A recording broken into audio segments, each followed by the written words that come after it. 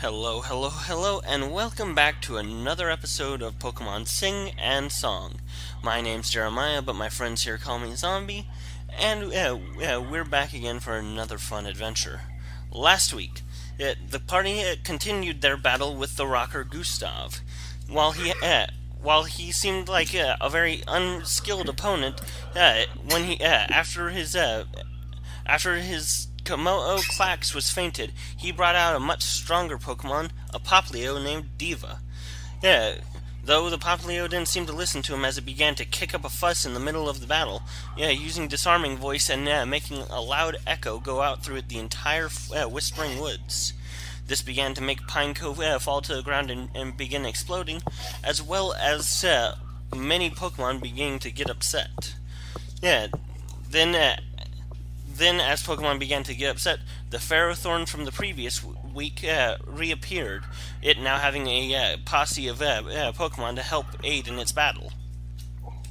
They began a slow march as the party tried to dissuade them from attacking Gustav, and Gustav was about to turn tail and run before his Poplio Diva began to bark at him and get angry. After a short conversation with his Poplio, he realized that maybe what he needed to do was go back to his old style of music and begin a song that the Pokemon of the Forest would actually like.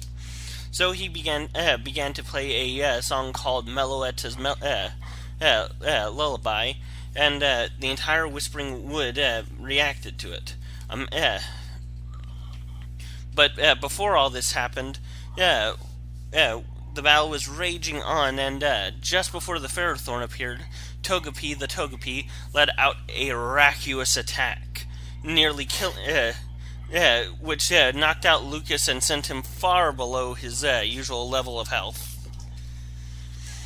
That attack was very devastating and happened to have been, I believe, Psystrike, Mewtwo's signature move. Yep. That attack was devastating and cut a swath through the forest, as well as completely messed up Lucas.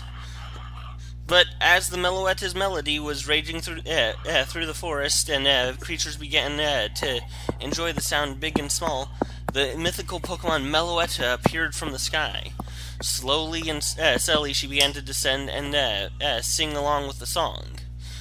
As she descended, she began to approach each of the players and gave them each a kiss on the head, to which it healed any wounds or damages they had, and then lulled them to sleep. Including Lucas, who was able to regain his health and then get put back to sleep. Then, while Shinra watched, Rocker Gustav had a small conversation with Meloetta, seeming to be that of importance. When everyone woke up, it was revealed that each of the people who had been standing there were the newest versions of the Elemental Sages. This was met with very negative response, as none of the players, except for Claren, seemed to want the possibility of having a destiny set before them, much rather than having their own destiny as they please. While it was said that their destiny would come and they would be able to make choices on what would happen and if the good outcome would happen, they were given a cryptic warning that they need to at least head towards certain temples and collect some kind of statue in each of them in order to prevent teamwork and team play from getting their hands on them.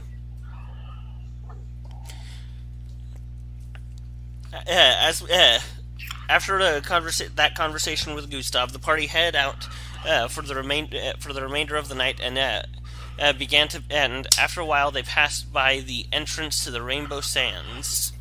In the Rainbow Sands, Lance decided to wander off and enjoy himself some casual strolling in the sand, while Schmidt decided to go rooting around in Pokemon dens.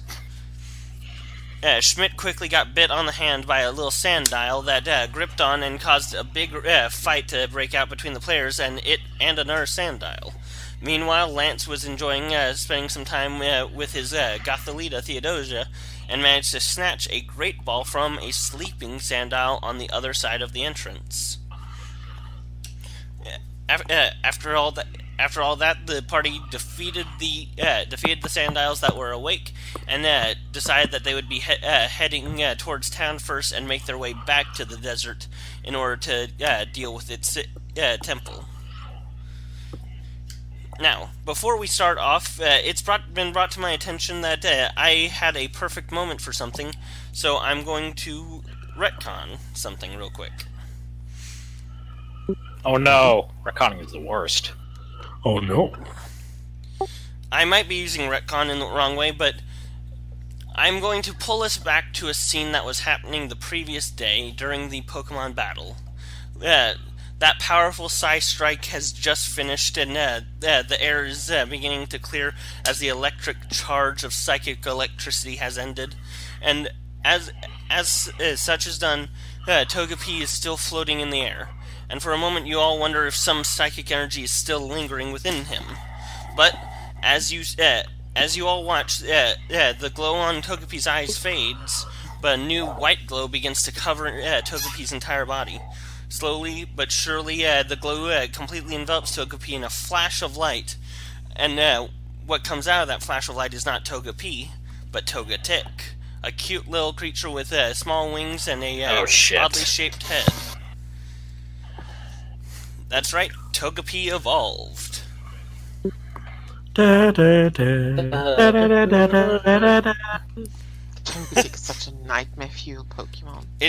A what? I realize how hard it is to I realize how hard Togetic is to describe the moment I started trying to describe it. Alright, so just imagine the Pokemon came out of the egg, except its body is the exact same shape as the egg. It's so uncanny. It is cute. It is adorable. It looks like a cartoon character. I'll give it that. It looks like it's suffering and needs to put out of its misery. Wow, that's a little bit aggressive. Them be fighting words. I just don't. I like Togepi, I like Togekiss, but Togetic should never have existed. It existed first. And it shouldn't have. Actually, honestly, but that's actually critique on Game Freak. It's nothing to do with. To be fair, I think Togetic being the way it is the entire reason Togekiss even exists. Because Togetic is not a very fun. It's not a very fun evolution. Because I actually really love Togekiss. It's one of my favorite Pokemon. Still feel weird that you can't fly on top of it in this game. It is literally mostly muscle. Like, its body is basically just a big muscle wing. I'm pretty sure it flies on magic and not actual its own muscles. So it evolved. So did something else happen? Or did you just want to retcon the evolution? I just wanted to retcon the evolution because Togepi was already level 13, and I was waiting for a notable moment for Togepi to evolve. She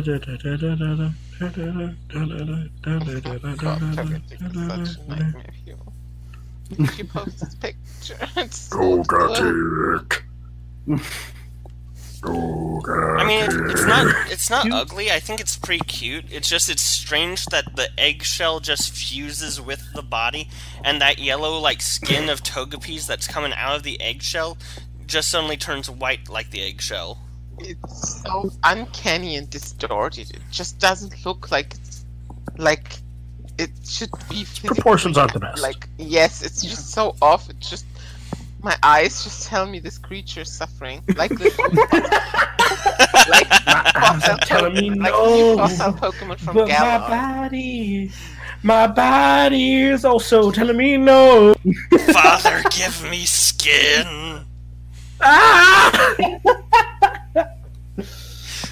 There we go. That one's transparent. Alright, so anyway, all of you are beginning your path down away from the desert, and the footholds begin becoming a little bit firmer as you leave the desert area and get more into the arid mountain range. The dusty mountains, as I said in episode 1. Yeah, you guys are walking for a while, and you come to a small clearing as you're all walking. Can everybody give me a perception check? Oh, Yep. I'm just not gonna do it because I just suck. I mean, well, that's an only one roll. attitude. Not sucking at things is pretty overrated. I know. Says Hercules. Shinra, did you put another stat into your perception? By the way, viewers, our players leveled up at the end of last session. Oh my god, yes we did. Then I'm totally gonna level my perception and roll it. Is that something? I'm not going to say don't, but is that something you want to put more points into when 2 other members of the party got it cleared? Sure call. Just something to think about. Alright, so Shinra and Lance, you guys are walking along this path, just kind of casually strolling along, until you guys hear something. You hear something. You hear what sounds like a woman calling for help. Help! Help! And as you guys are walking along this large stretch of road,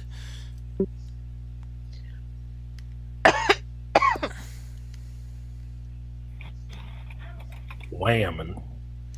hold on, I'm moving the screen. I don't think it's the right place. Ah, we're in a poker center now. Yeah, we're in a poker center now. I was trying to Wait, drag it and it middle of latched the onto desert? something. I was trying to drag it and it latched onto the first thing that was closest. Hello, Schmidt. How are you doing? It's me with the squad. I found a great ball. Where? I'm starting A to Sandiles. think I may or may not have corona. I found a Sandile. And he's I gonna mean, with raise all the that bite marks coughing. on his arm. Oh. Is Yeah, it wet all right cough or then. dry? Is it wet cough or dry cough? Dry cough. It's dry as fuck. That's not Oh. good. Oh, I thought you were asking about That's the very bad. coronavirus thing. Birds. Oh, Birds, the natural enemy of scientists. Yeah, this scientist-looking woman At this point. is surrounded by a squad of Lucas, stop moving your icon. I haven't set up the scene yet.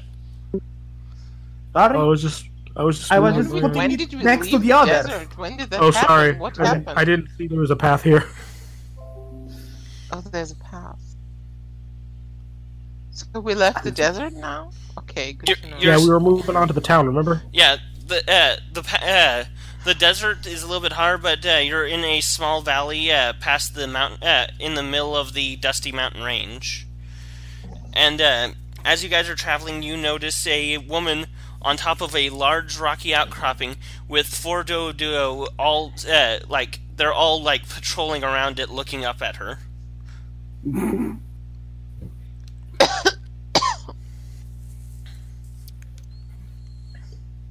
This feels funny.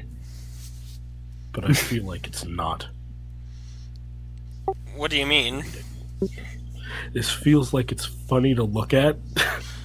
Oh, But I feel like it's not. oh no, it is completely hilarious.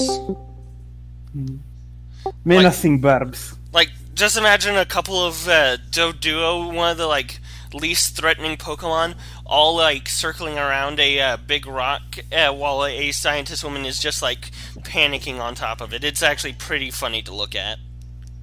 Now, you say these are some of the least threatening Pokemon, but these Pokemon are based off of shit like emus and ostriches, which are some of the most intimidating birds I've ever seen. Dotrio is an intimidating Pokemon. But Doduo is a lot less because it just has those cute little black eyes. That's fair. Those cute little soulless black eyes. It's Like like a two-headed chicken. It's Yep. dumb and unable to fly. I mean, they beat the Except he can. Australians, so... Actually, for it some can reason- fly. It can learn fly, right? yeah, I guess. Fine. Yeah, no, like, don't you know? There's the point where their necks come out is actually attached, and it can spin a full 360 degrees multiple times without any repercussions, allowing them to basically achieve helicopter flight. Actually, I believe it was in like one of the Pokemon Stadium games where a Dodrio uses flight, and it's just flapping two of its heads.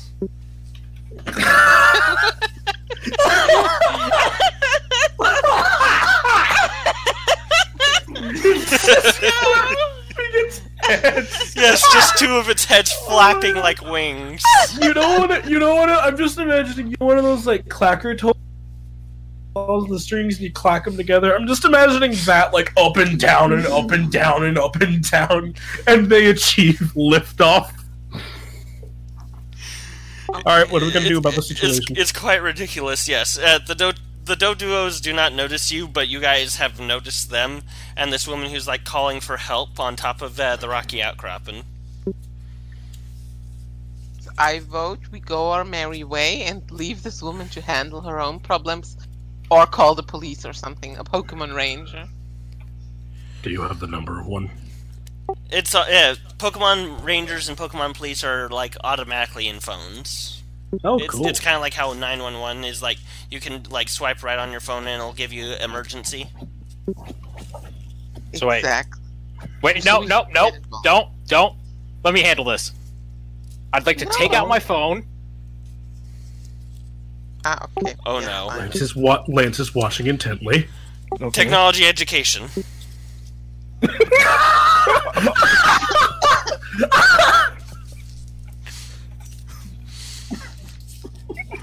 Unless you directly just ask the ROM to do everything for you, you have to roll technology education. No. I'm gonna take my phone. I'm gonna press the. I'm gonna try and like scroll to find the number for it. I'm gonna press it, and then I'm going to throw it at the bird. Can you throw that far? Is that your throwing range? It's not that far, but I'm Okay, gonna try. so I mean, you can get closer. Yeah. That? Oh, no, that's that's just not- terrible enough that I'll allow it. Now that's 10 squares. You could just move up a bit. Yeah, I'll just move up a bit and I'll throw my phone that's calling the Poke Rangers at it. Go ahead and roll athletics.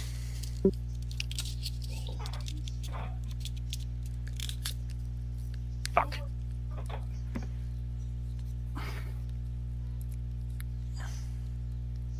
Jesus Christ. Alright, that hits. Would that be like a struggle attack to do damage? It's a phone. Are you trying to do damage, or are you just trying to Not cut really. attention? I'm trying to let the Rangers know where we are. That's I never taught you how calling works, did I? My head's hurting. I think I have an I did aneurysm. call them. No, That's you a strange way of going about it. You know what? You did dial the number. Lance goes over to pick up the phone. No. Yeah, that athletics roll hit. It's beans the closest Doduo right in the back of the head, and it turns around and gives a angry squawk from both of its heads. Yeah, for some reason the other three are still focusing on the scientist, but now this one is going to charge at Shinra. Do I get a reaction to throw out my Pokeball?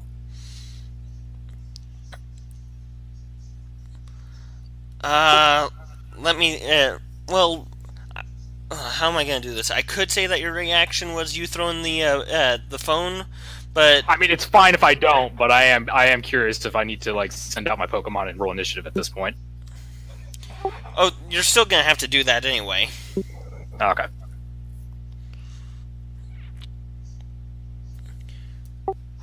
These birds have a long range. When it comes charging for him, I'm gonna try to get in the way.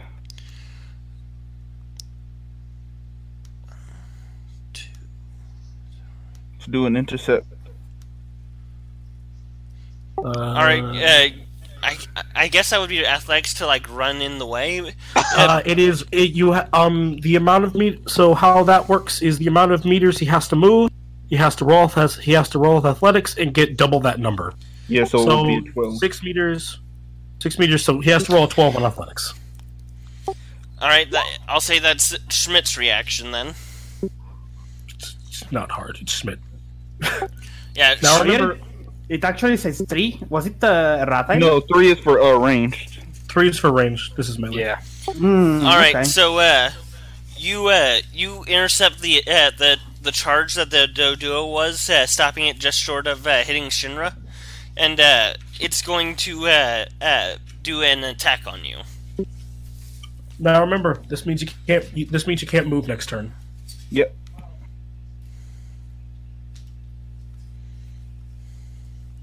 Man, I love Defender. It's really fun. It's cool.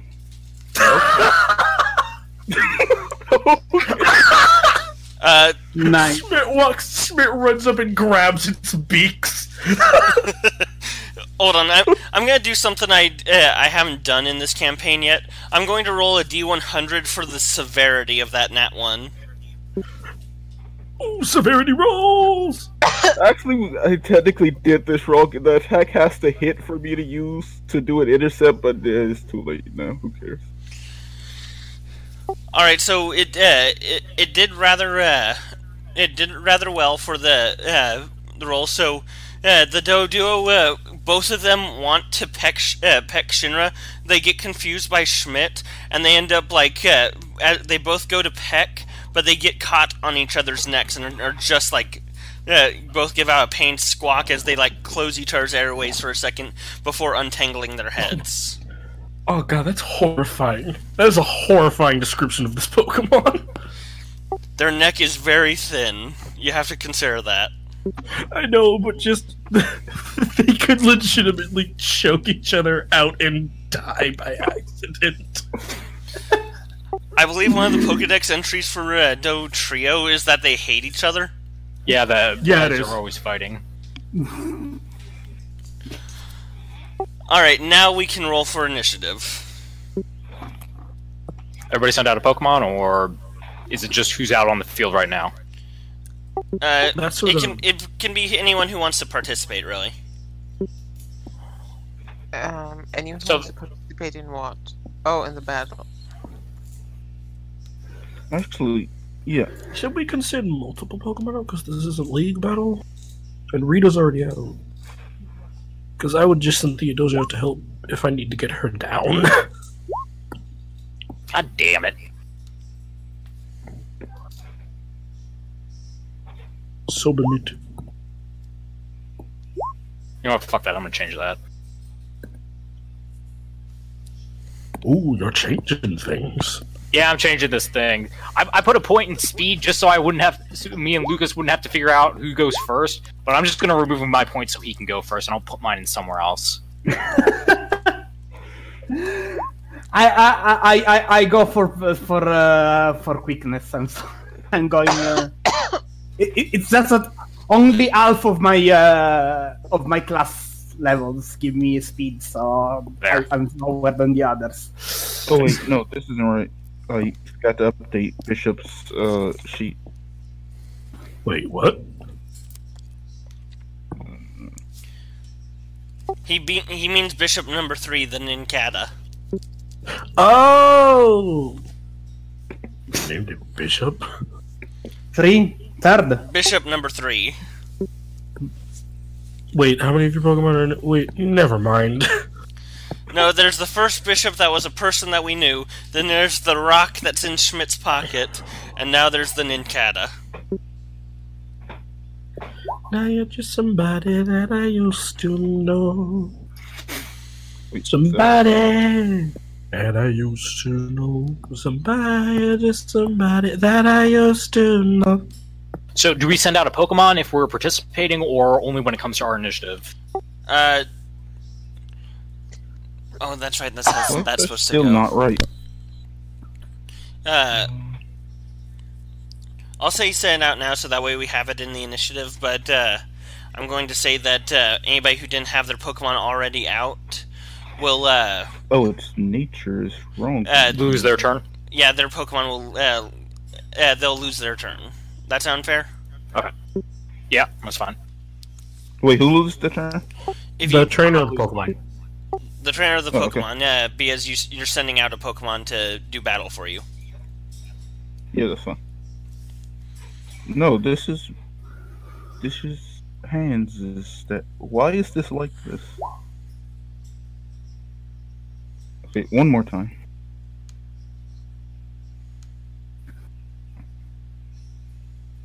Now is this right?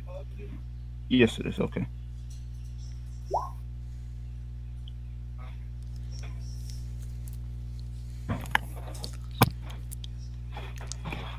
Alright, is everybody ready? Mm-hmm. I just noticed that splash makes you able to move decently, even without overland. Alright, so Claren would be going right now, but Claren sent out their Swablu, so Claren has used their turn. But Swablu has been out since the beginning. Oh, it I has? always have one of my Pokemon. Yeah, Swablu out. was out. Alright, fair enough. Swablu is out, so Claren, you get to do something. There's 3 Doduo harassing the woman on the rock, and there's one that just tried to peck Schmidt.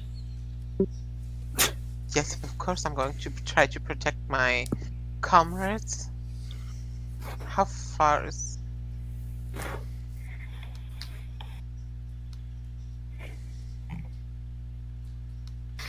Oh, Schmidt isn't even in the turn in order to give up his turn. Let's see.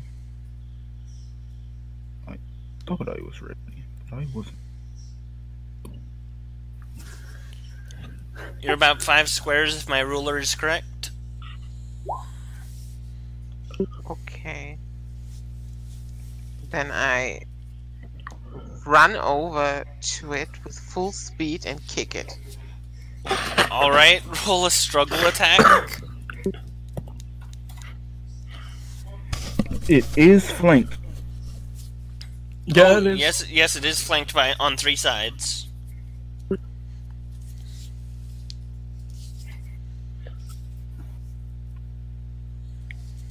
Oof. Oh. Wait, doesn't A tie hits. It'd be plus the target's evasion. Yeah. yeah, that's true. I was wondering if flanking did anything against evasion. Oh wait, yeah, It does. removes the Yeah. evasion. Or Yeah. minus 2 to Yeah, the it does. evasion. So minus Oh, 2. they changed it. Yeah, it's just -2. It doesn't take away all their evasion. Yeah, that's -2. I mean, Let me check the evasion real quick. That if it- I think still. I think that hits them actually. that should be it. If they have, Unless it has. They might have a lot of defense. Grenade. Like if it has 15 defense, that's gonna miss. yeah, it has to have like 15 defense. Alright, it hits. Yay! So, Claren, you pull back a leg and you give a hearty, kick to one of its heads, and and that head gives out squawk as it's It's heads! Oh my god! you're a dancer. You can you can kick high. Can't keep brutalizing the How wild well one. is a Doduo? It's I not wouldn't that. want to kick a creature's head. That's just so cruel. I wouldn't Claren wouldn't do that. She Maybe kick high. its body, but Alright, so you kick its body. I can't really think. I think kicking it anywhere is cool because its body is so small. All of it's just there. It's got no mass. all If you kick it there, you have a to rupture literally everything inside of it. I'm just hoping that's not gonna happen. I mean, I have their tokens wrong. They're a medium-sized creature. Oh, Oh, they are medium, not small. I thought they were small. Hold on, I need to adjust that token then. wait, I think isn't that still correct? Isn't that No, still no, correct the size? token is correct. Yeah, because humans are medium-sized creatures. Oh, alright. Yes, it's from large. Yeah, large and gets after bigger. they start getting bigger. I could see Doduo being large because that's a big ass Pokemon. I think that's one of the few Pokemon that is actually a big Pokemon. Alright, so it gives out a squawk as it's kicked by Claren, and looks at one of its heads is now looking at you while the other's looking at Schmidt, and both are looking pretty angry now. Lance, it's your turn in the order. Lance, it's Lance's turn. You didn't send out a Pokemon, did you? I sent out the Doja. Alright, you sent out a Pokemon, so that's your round. Yep. Now I sit here. Can I talk? Is talking anything I can do for free? Talking's a free action. Oh, I look up toward the scientist lady and I'm like, hey! You okay? No, these birds have been harassing me for 3 hours! Jesus Christ, lady! Don't those birds get tired? They're known for their endurance! Don't you get tired? Giggity. Shinra, no! That's so horrible. Of course I get tired. I've been stuck up here for 3 hours. I want to leave. Oh, he's still even screaming. I know, if it's been up for more than 3 hours, you may want to talk to a physician. I thought that was 4 hours. Results may vary.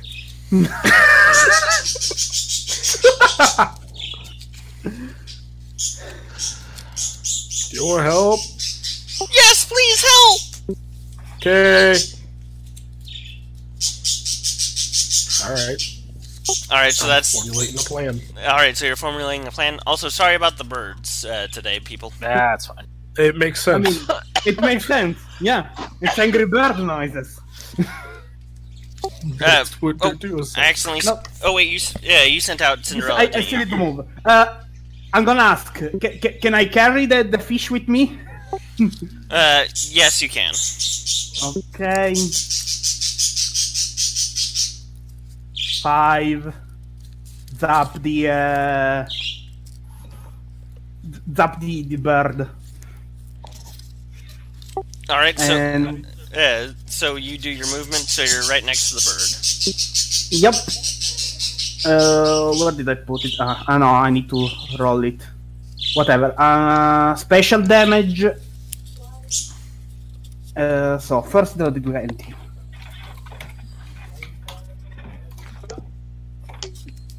It's 1d8. 1d8 plus 6 plus 12. There you go. Almost minimum damage. Electric special.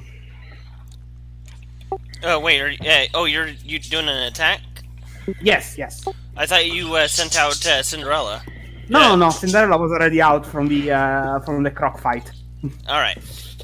So, that hits, and 20 damage special, you said? Special, you said? Special, yep. Didn't you say that's electric type? Shouldn't that be super effective? I don't remember if wait. they are flying or... Yes, they're or just normal flying. Mm. They're both. Yep, they're flying normal. Oh, then... So that's They 1.5 do. added on. Yep. Banana man. That's 30. After defense. After special defense. Little did you know, these duo's special defense is 42. That's right. They're level 42. They can just have like the electric bracer. This is the damage like 5. The Doduo takes an injury, and it is looking very upset and very scared now that it realizes it's surrounded. Yeah, y'all just sort of immediately ganged up on this bird. It tried to attack my That's traveling completely fair. That's completely fair, but it's so funny to see the entire party over there and then land. Claren's literally Ooh, just rock. freaking curb stomping the poor thing. Oh, it's like that scene.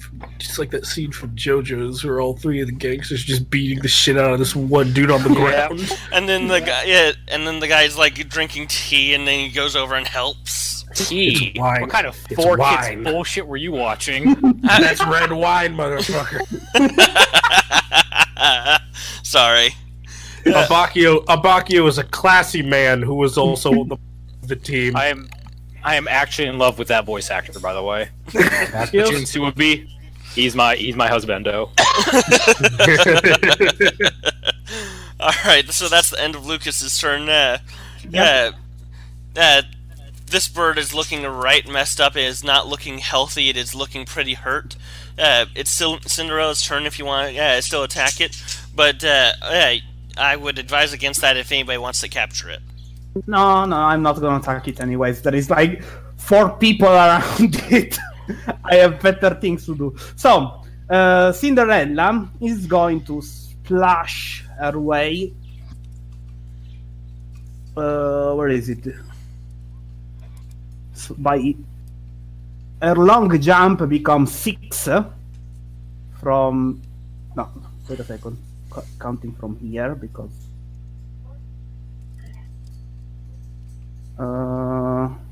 6 there. And that's it. It's a long Just jump. plus 5. It's because splash normally is 4. Splash gives +1 long jump as a passive, and then when you use it, it's plus an extra 1. So basically, after you use Splash, you have a +1, but when you actively use Splash, it's a +2. Yes, and it also gives me 2 extra evade for the turn. Weird. Shinra, you're now up. I sent out Togetic as my turn, but as a swift action, I am going to tag the Doduo down here, and that will end my turn. We decided last week that swift actions weren't able to be thrown in a Pokeball, right? What? Like, you can't throw a Pokeball on a swift action, right? I thought we decided it was both a shift and a standard. Yeah, I was just double checking. It's been a week, you know. Yes, it was a standard. Yes, I remember. It's a shift stand. I think we agreed it was. You mean a catching the standard? Pokemon? We agreed it was a standard, Not- and you can't. it's We agreed not you can't that. use.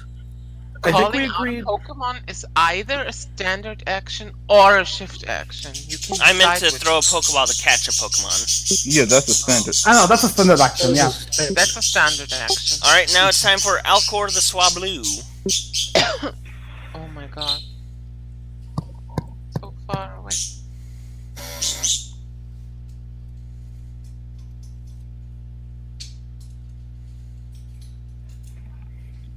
Imagine being this Doduo right now. Just people are just like a phone gets horrible. something gets thrown at you. You go to charge at the thing attacking you, and then you're just suddenly completely swarmed. That's why you don't charge alone.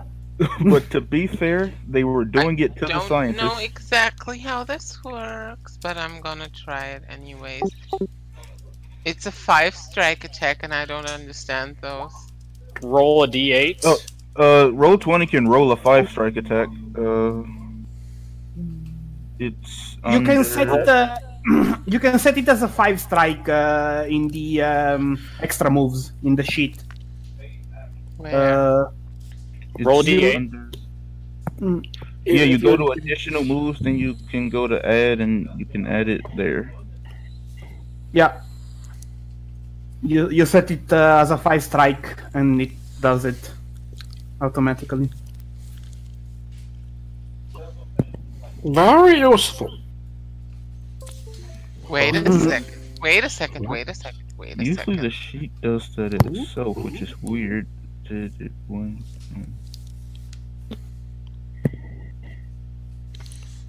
The damage base is wrong. It's I accidentally input the wrong one because I'm a normal Pokemon. So this is Stab. a stab. Yeah, it's stab. So I have to raise the damage base by 2. Yeah, but remember the damage base is raised after the strikes are like counted. after you figure out how many times it hits. Yeah. It raises the damage base. The damage base is a fixed value. No, Yeah, but it changes the based size of on- the dice. No, it's like when you Not on check 5 strikes. the damage base is a completely different thing. I'm pretty No. sure on 5. I'm pretty Five sure on strike 5 changes. strikes it goes. Yeah, 5 strike changes the damage base the more it hits. 5 strike is weird. It doesn't Okay. actually add extra attacks. Just no. It just like you roll to see how many times you hit quotations, and then Yes, it but this raises the didn't have damage, and then anything it to raises do- the damage This base. didn't have anything to do with 5 strike. I forgot that it's a stab, so I had to raise the damage base of the base attack. Yes. Yeah, but with 5 strikes, you add stab after the 5 strikes. Which Well, is every move No. technically do that. I think you're misunderstanding how No, the I damage get base. I get what you're It's talking like about. there are You different forgot damage to- bases. There are different damage bases, like 20 in this game, I think, 20 or 25, and each damage base has a roll that goes with it. I get where I get what you're talking. I get what you're talking about. I think we're talking about different. We are talking about different things right now. You're just. I get it. Just add your damage base, I guess. How many hits would she have with an 18? Or with a 2? She would roll a I have a d8. 2. I have a Yeah, two. she- She rolled hits a 2? twice. She would hit twice. So is that just that's just the regular, the first damage base, right? It'd be 2d6, I believe, plus whatever the number is. Well, the damage would increase because it's stab. It says in the thing 2 or 3, the attack hits 2 times. So it should be 18.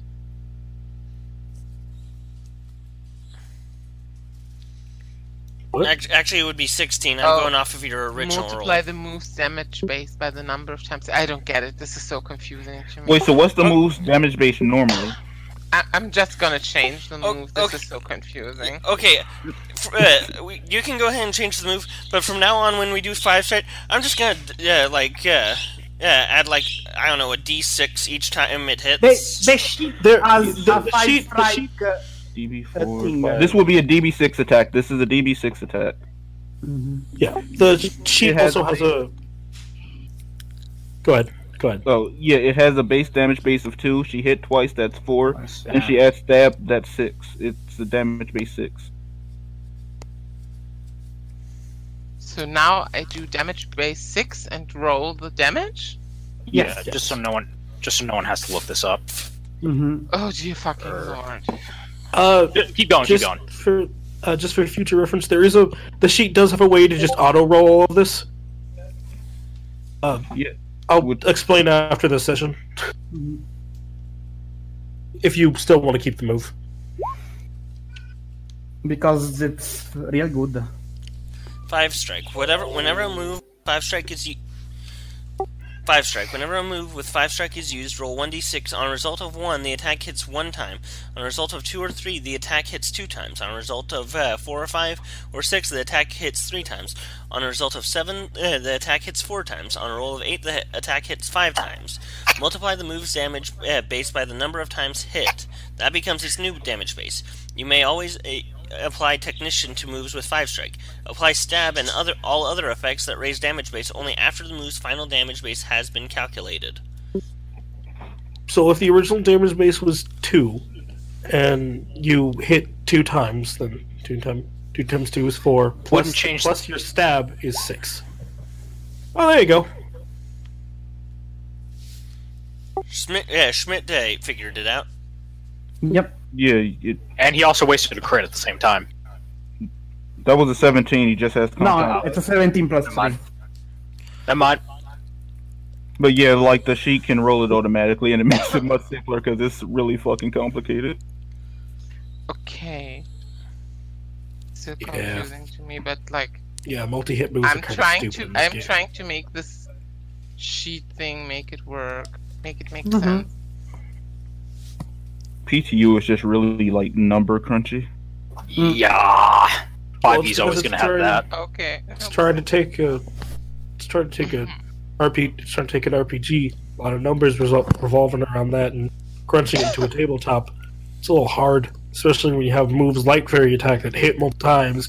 You don't want to just roll to see how many straight up hits you get and just keep adding damage upon damage upon damage, because that just gets stupid and insane really fast. Alright, so who's up next? Oh, yeah. Next would be Theodosia. Hey, Theodosia. Can she get down by herself? Yeah, by the way, if we want to resolve this, either way, 2 hits from how hard this thing's hitting, that duo is down. Okay. Poor guy. But, like, can that scientist get down by herself? Is that a thing? She can, but she says, every time I try to get close to the ground, the duos notice and swarm and attack me. Yeah. I mean, what did you do to the birds? How much? Okay, this is gonna sound rude. How much do you weigh?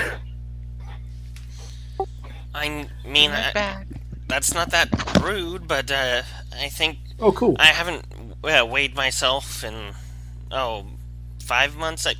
Last time I checked, I think I was 150. Okay.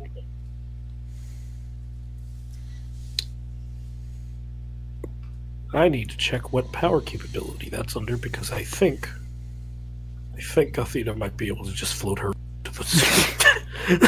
Useful charts, 150.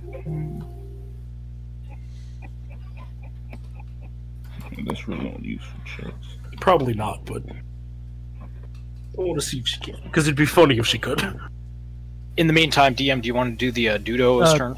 Yeah, do the Dudos too. Yeah, the duo, You the need like a 5 focus, because it will be in like... She The has 5 focus. the Yeah, that's doduo good. that was fighting is unconscious, and the other 3 are like laser focused on watching the scientist, and seem to be getting a little excited that she's like inching towards, like heading towards one side. The Fardo duo is going to move. By the way, Theodosia has enough psychic power to do this if she rolls well enough on the focus check. Just start floating her over. The doduo that was next to Cinderella seems to ignore it as it rounds the corner where Lance is. I mean, that's... Now, there's always Like, the chance that when she tries this, it just doesn't work. None of them are attacking Lance, but they're all like watching as the scientist like is inching closer, like they're wanting this woman. Yeah, it's good enough. Theodosia, Lance is just gonna sort of go, and Theodosia's gonna nod her head and start, her eye starts glowing as the scientist starts just sort of, like, you say she's inching closer, well, eventually she just starts floating straight through the air toward the road. Where exactly? Let's see, how far can you... I think it's about as much as...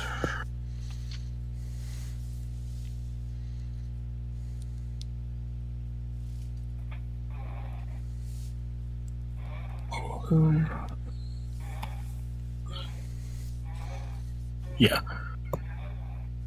So she can move... Seriously? Just this way. Keep her floating the whole way.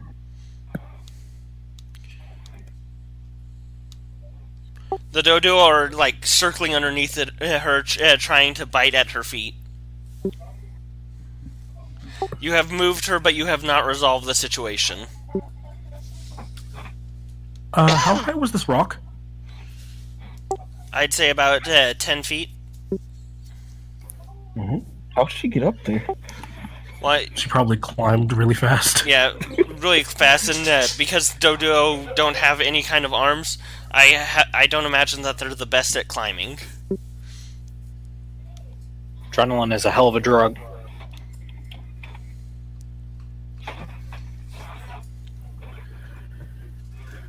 All right, who's next? I believe that would be Rita. That is correct. Rita is up next. Rita's gonna look up to Lance, and Lance is just gonna like jut his head over to the Doduo on her right. Is right the right side? Yeah, right. Yeah, right. And she's gonna go for a good old watakan. Let's hope Pew! she doesn't choke. That hits. Pew pew. I think does something go off? It's only 18, but it might be cool. Her ability's fun. What? Oh, you gotta be kidding me. Continue. No poison. What happened?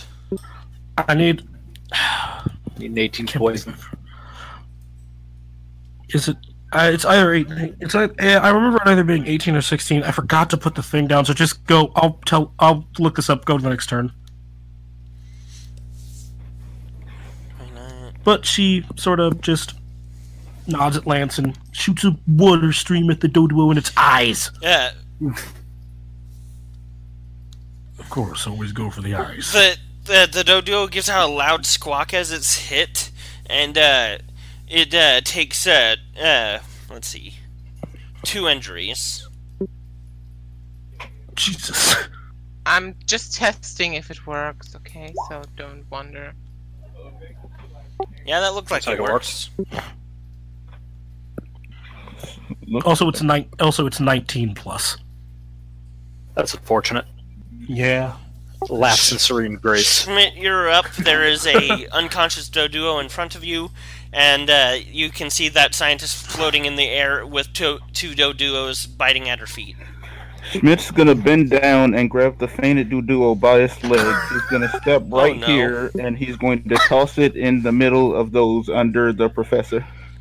And he's going to talk to the Doduos and tell them calmly yet firmly, leave.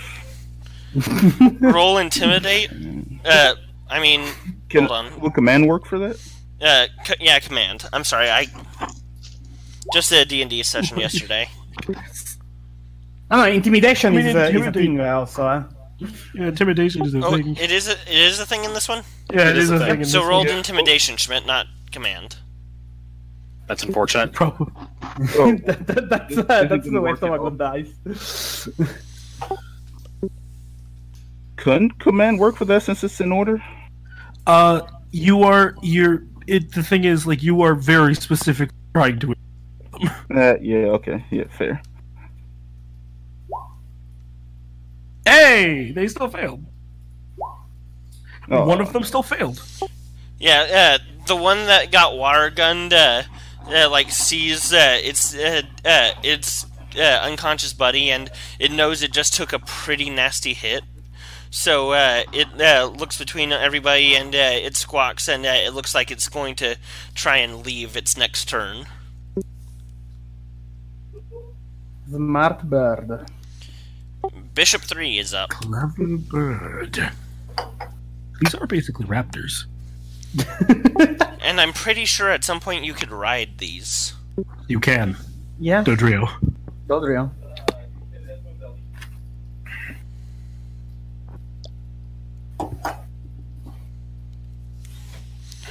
Alright, so Bishop 3? Oh, it's Bishop 3. Okay. Bishop 3. Which one is the one that got water gun? The one on the right side of the scientist. Okay. Then he's gonna stand right here. That's the gnome right here. You can send out a mana pulse. Did Togetic get a move from evolving, or is it still just a metronome bomb? Next level. Next level, it gets its prepare Titans. Well, it's still kind of a shitty move, so it'll still be a metronome, one-trick pony. Get ready, gamers. Oh, Lord.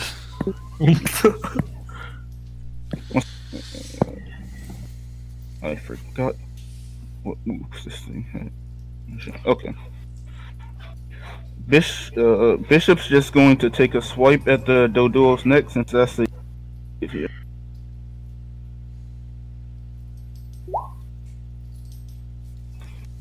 Why do we describe these like this? A scratch from this distance, you mean? Right. Oh, you're using the pass on it. I see. Oh wait, I forgot this was a pass move. Yeah, you can hit them. You can hit them both. Scratch is real good. Going here, gonna pass through the both of them. Yeah. Alright, so you're gonna pass through the both of them. Yeah. It hits on both of them. The water gun Doduo is fainted. Well, I gave you a chance, and that's the end of Nicole's turn. You didn't give it a chance, you You kind of just wrecked it. You Not that one, intimidated it. The other one that didn't run. Oh, I see. The one who stealed its resolve. Yeah, the one that stealed its resolve is still alive, though. Yeah, that's the one he's talking Not, to. not for long. I mean, the other one couldn't hear me. But, yeah, that's Bishop's turn. Give me a second to calculate some damage. I swear to God, if this Togetic moves over, it fucking explodes and kills the scientist Lance and his Skrelp, I'm gonna scream. Previously, we already mentioned that I could roll the move so I could have it ready for when it comes. Without spoiling anything, there may be some collateral damage. Oh, freaking heck! Yeah. So the Doduo that's still conscious takes 2 injuries and it does not look happy. Half HP in one hit. Get tracked. All right, so it's Togetic's turn. Togetic, using its 5 fly mobility, is going to fly up in 1, 2, 3, 4, 5. And it's going to use Metronome. Oh no, I'm very terrified by this. You put yourself dangerously in the middle of 2 of us. Togetic leans its head back and spits out an electric web. Alright, Togetic uses Electro Web. What's the range on that? Say blast 2. Range 4. It's range 4, blast 2. Yeah. Oh, did I get it? Special range 4. Ranged blast 2. Mm-hmm. All legal targets are lowered by 1 speed combat. And DM, I need a ruling on this because this would technically affect. Can I target off center of the off the Duduo so it does not hit the Feebas? Because it will hit the Feebas if I have to aim directly at the Duduo. I'm going to say that thanks to the fact that Metronome is a weird ability, and it can seemingly make anything possible, and because of the fact I really don't feel like that Feebas needs to die. Yeah. Does this even... Oh, it does do damage. Yeah, this Feebas doesn't die. Yeah. I'll go ahead and say you can avoid hitting the Feebas. Poggers. Hey, at least his special defense is the highest, so... That's good. So it's electric move. These are flying, so it's 1.5 times, and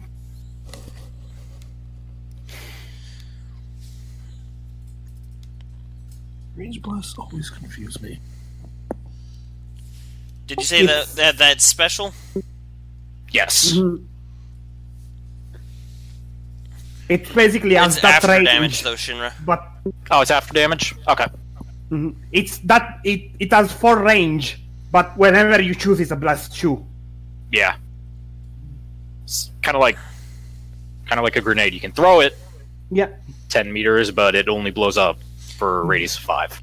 Well, it's only kill radius of 5. The doduo squawks as it's hit by the electroweb, and it lets out you smell the smell of burning feathers from the electricity, and it's my god! And it is just on the ground, just completely unconscious.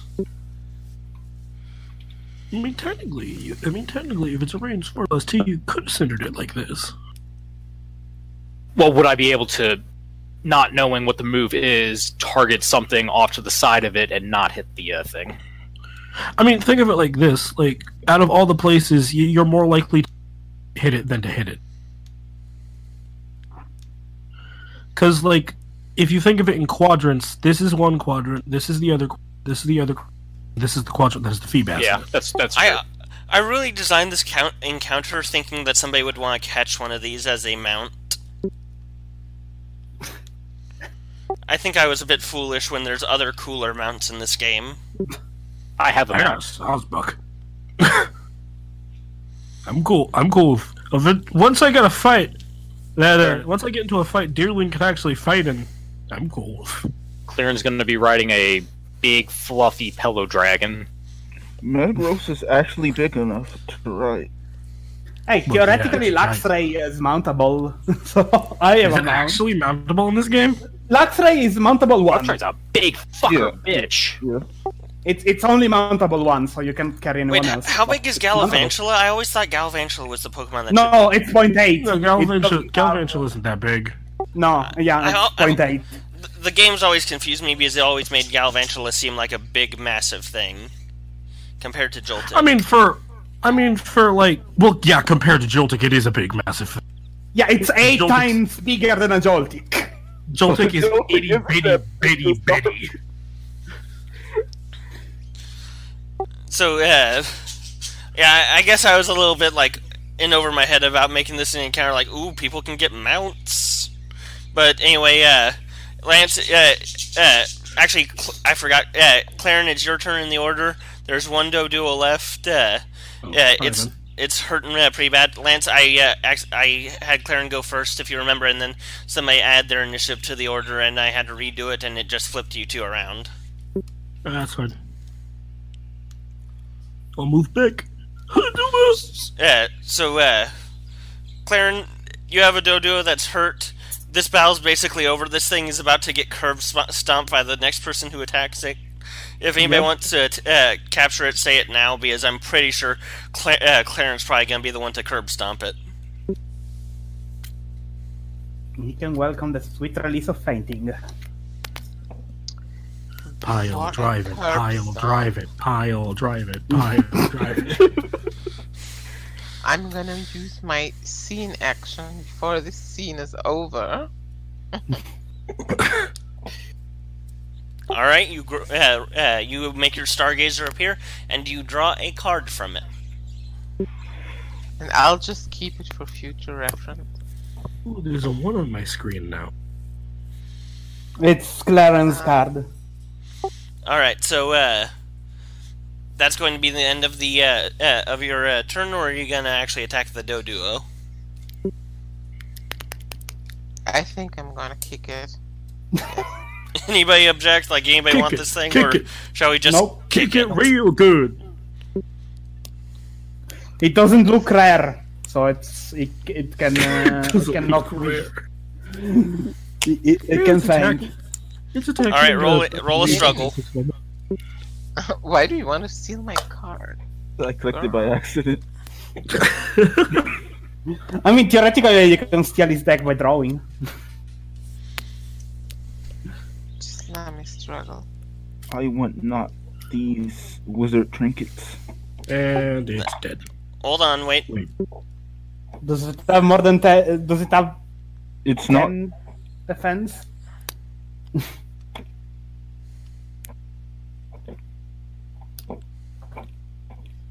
If it has 10 physical, maybe not. It has You 12. can leave.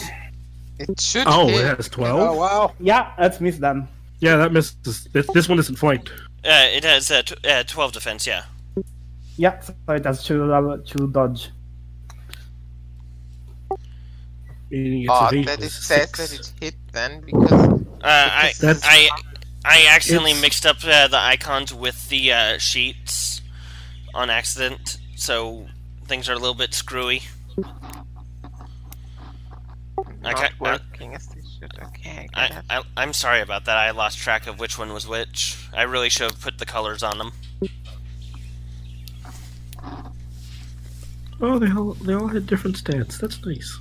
It's okay. Yeah. Then I Special. don't kick it. Then I just graze it and scare it to death. Yeah, you graze it and it's pretty scared. All of its friends are unconscious and it's obviously hurting, but it just barely escapes that. Shoot it. Put it down. Yes, Not Lance, shooting it's it. your turn. Not shooting it. Lance is carrying a very heavy.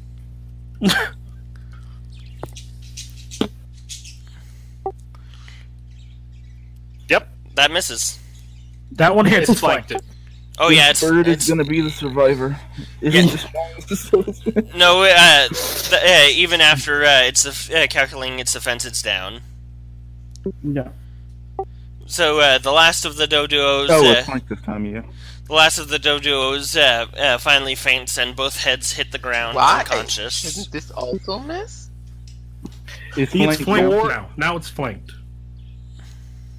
So because you You moved had 5 and because- I also had 5. No, because Yeah, you but he moved wasn't here. standing Because you moved here, I moved up here, and now it was flanked, so it has a minus. Oh, okay, I get it. Yeah. This flank thing is still very new to me. Mm-hmm. It makes more sense in 5e. I'm gonna recall my Togetic. All right, give me a second to calculate up everybody's experience. Sorry for stealing your kill, Lucas. That wasn't No. very ladylike of me. I mean, it's fine. It's a fight. I mean, it's Shinra, so we don't expect ladylike I mean, anymore. if you'd done it to me, I would have punched you in the nose and probably broken your glasses. So I'm pretty Again. nice. You're very respectful. Or fuck it, I can't do this. I'm gonna walk away. By the way, I pick up Cinder's phone. I mean, Cinderella used the move, so she counts us in the fight. She gets the experience.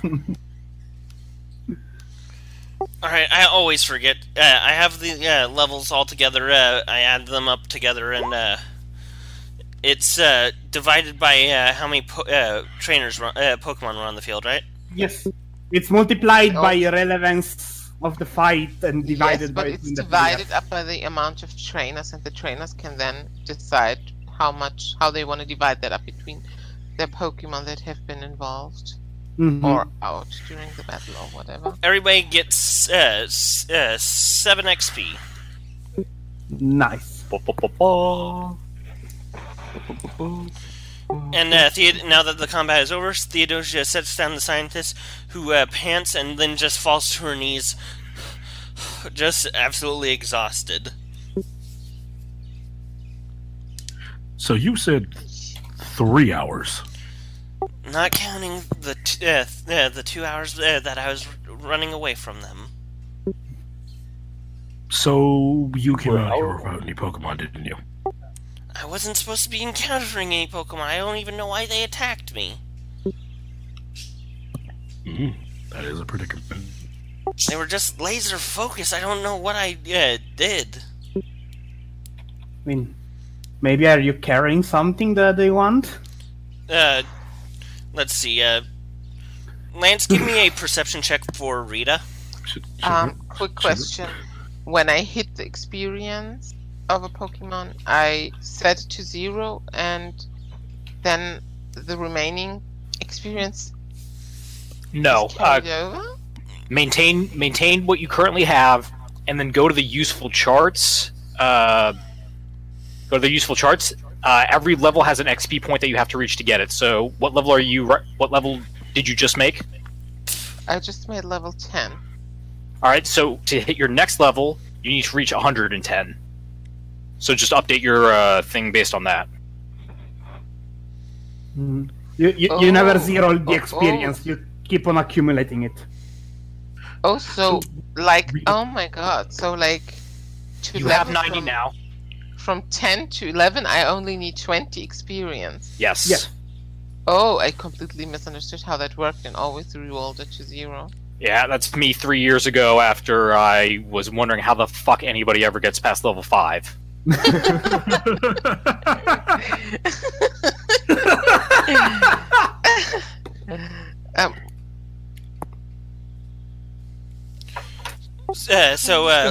Lance, did you roll Rita's perception like I asked? Oh, you asked for Rita's perception? Yes, I did. Specifically Rita. Specifically Rita. Alright, Rita. This is your time. Yeah, you guys are I mean, talking it's not to bad. Could be worse. You guys are talking to the Hey, 2, 3, 4. You guys are talking to the scientists and like trying to like figure out why the Doduo were chasing her, and then suddenly Rita is latching onto the back of her lab coat and like sniffing and like trying to like get in her pockets. Yeah. See? Oh, my lunch. Yeah, she reaches out and gets out 3 what look like rocks. They look like literal stones. This is food. This is food. May I make an intuition check? Yes, you may. You said lunch. This means food. This means cook. Feel the sting of my intuition. Ah, fuck you. What Jesus the Christ, fuck? that is Oh, so many ones. That's 3 1s. You are you are completely befuddled by this recipe. That's still high a roll, though. 13. You- That's still a 13. You've never seen. Okay, but it's not like a history roll or anything. You know that you can definitely tell that these are edible and like they have like a distinct like meaty smell to them. But you have no idea how the recipe works or why they look like actual rocks. They even look rough and like hard on the outside. Is this Pokemon? Does Rita want it? Yes, Rita is actively trying to like she pulled him out and Rita jumped off of her and now it's like jumping up underneath her hands as she holds up her food. Do you guys ask her what the deal is with this? Is that poker friend? Is it, I just asked if it's bait. No, this is I'm coming from Dunden and heading to Helifab to meet up with the professor, and I decided that for my lunch while I'm my lunch and a couple of meals while I'm traveling, I'd get one of Dunden's signature dishes to enjoy. These may look like rocks, but they're actually I guess a kind of dumpling. If you like a hard dumpling. Apparently the outside is like rock type Pokemon skin with some like chopped vegetables and stuff inside. They're really good if you ask me. Who would willingly eat a hard dumpling? It's actually really tasty if you ask me. This is the one recipe Dunden's known for.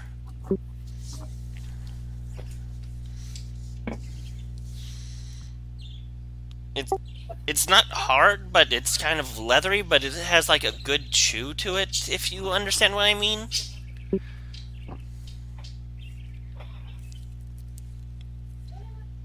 Shinra is typing something. Can I use Trapinch's bulldoze to kind of move all the Doduo into like a little pile over here?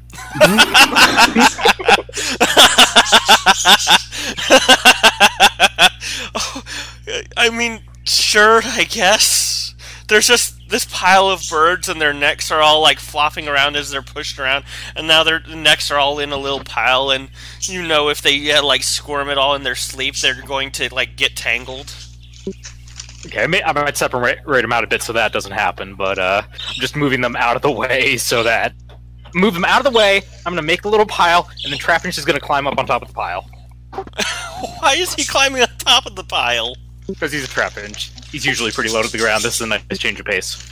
I didn't mean to interrupt your guys' discussion. Please return to that. I'm sorry, it's just... I'm kind of glad that I brought attention to it, because that was honestly hilarious. Alright, so, she says, I mean, I have at least one I can spare if any of you want to try one. Food?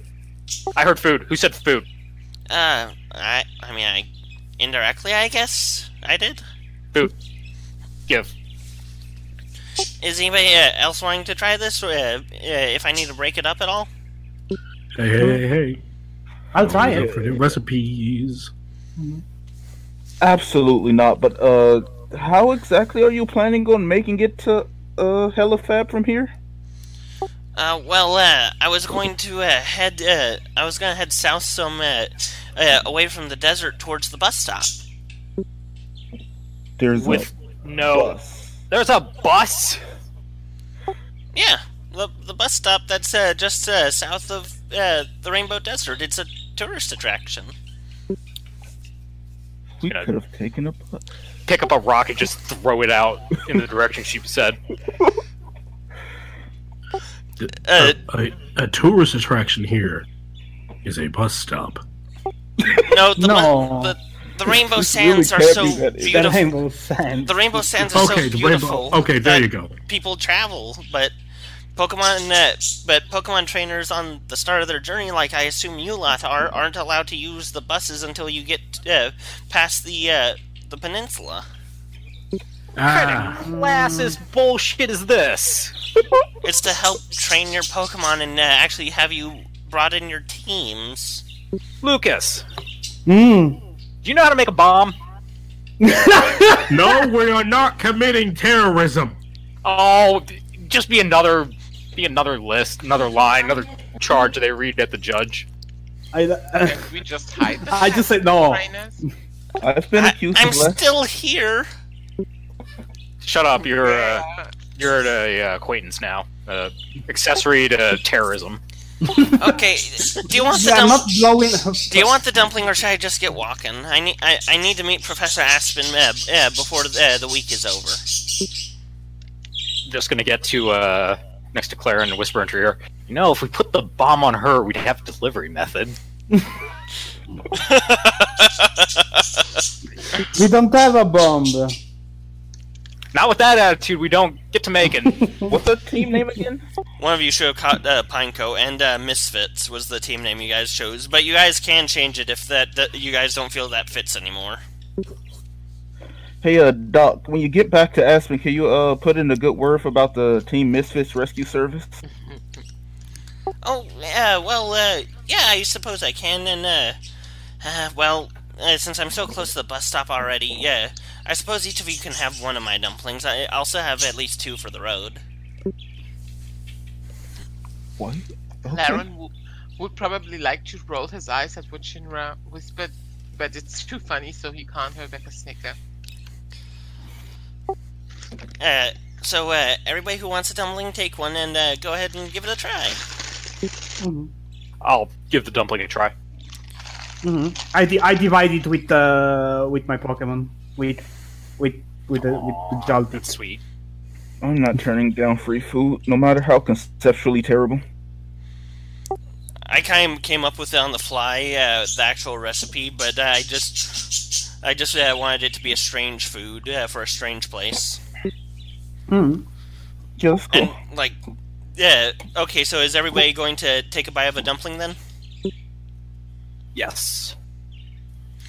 Alright, all of you take a bite of it, and you expect the leathery hide that's used for the outer side of the dumpling to be, really chewy and really horrible to try and, masticate. But, after, just a second of digging in, the hardness gives way, and you get a full bite out of it, and it's kind of like eating a steak, but then chewing into lettuce and tomato and delicious vegetables.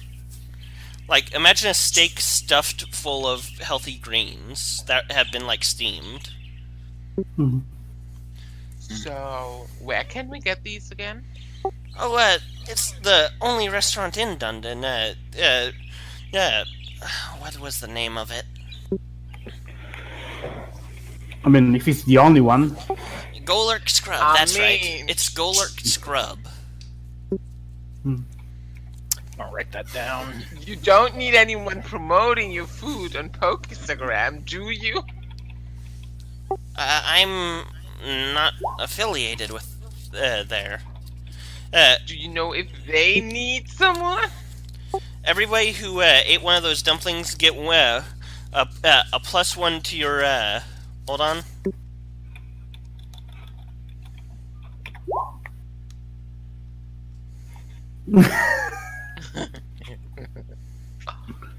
A +1 to?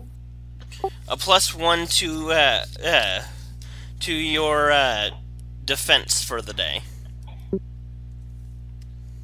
What was this called again? Golgark Scrub? Golurk Scrub. You know Golurk, the big golem Pokemon? Scrub. Okay. But, yes, I have to thank all of you for saving me. I didn't realize that so many Pokemon like the smell of these dumplings. I didn't catch your name. What was it again? Oh, I'm Mallory Maple. Mallory Maple.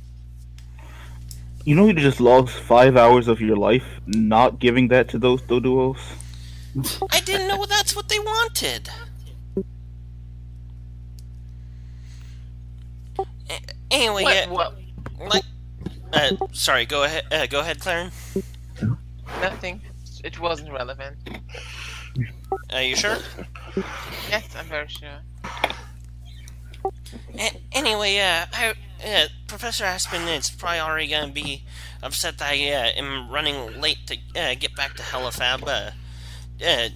Are you all heading to Dunden? The dig off is today. That's the plan. Yes. Mm-hmm. I would hurry. It starts at 9, and it's already 5 in the morning. Where? Well, I'm glad this is what we did with our time. Let's go. Thank you all again. I'll put in a good word for the professor with you. Don't die. Can I real quickly do an emergency first aid check? Make sure these Doduo aren't gonna wake up with heart palpitations or something. Sure. Go ahead. I believe that would really basic shit. Medicine education, I would imagine. Yeah. You can do it. It's decent. Yeah, it's Yeah, that does look like a bot in the Twitch chat.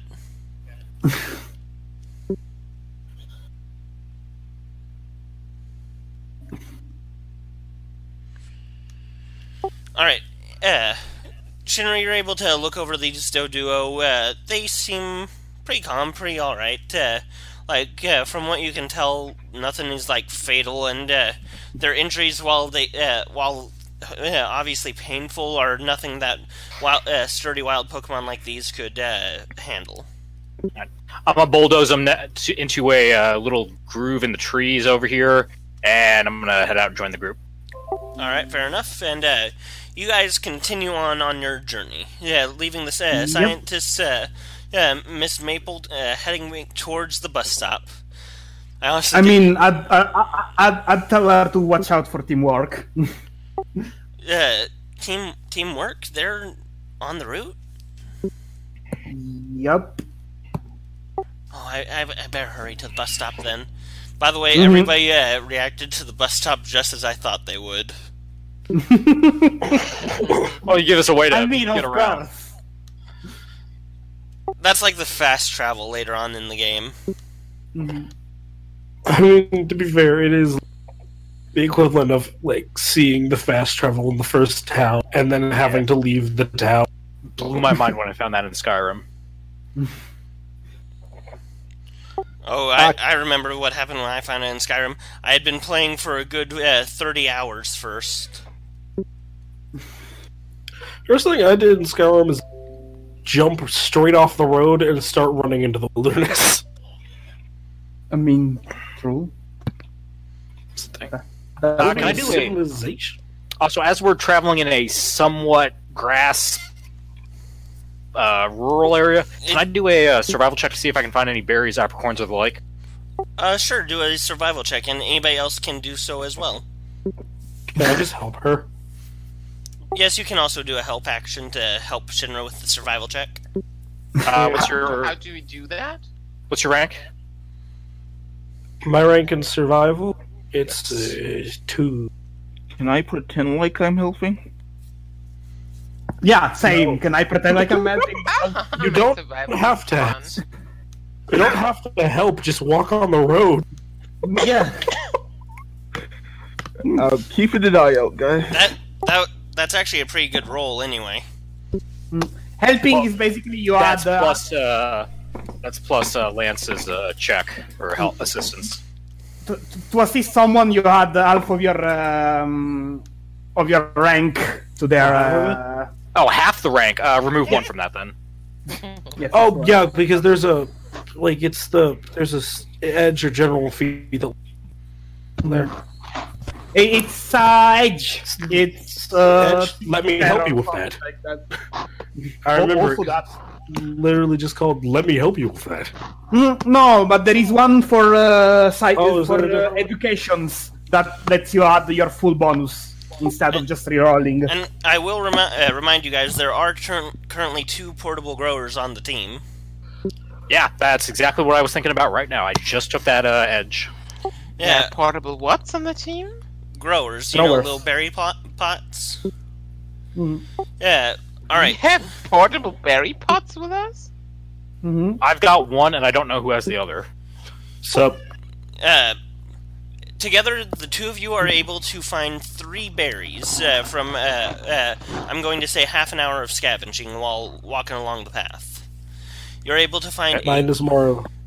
you're able Go to ahead. find a raspberry, a cherry berry, and a rostberry. Can I A use the raspberry, half hour to... Can I use the half hour to agility train my Swablu? I think we're still on the training from last time. Unless you didn't do yours, in which case. Yes, we are still on the training Are from we last time. still on the training from last time? But last time we were sent to sleep after the training. We were just waking up from sleeping. Oh yeah, I remember because we went to sleep and You then guys trained as soon as we you went woke to sleep up. and then we after- trained and then we trained. You guys trained to Lucas also ignore. wanted to train his Pokemon. You guys trained in order to ignore Rodker Gustav. Mm-hmm.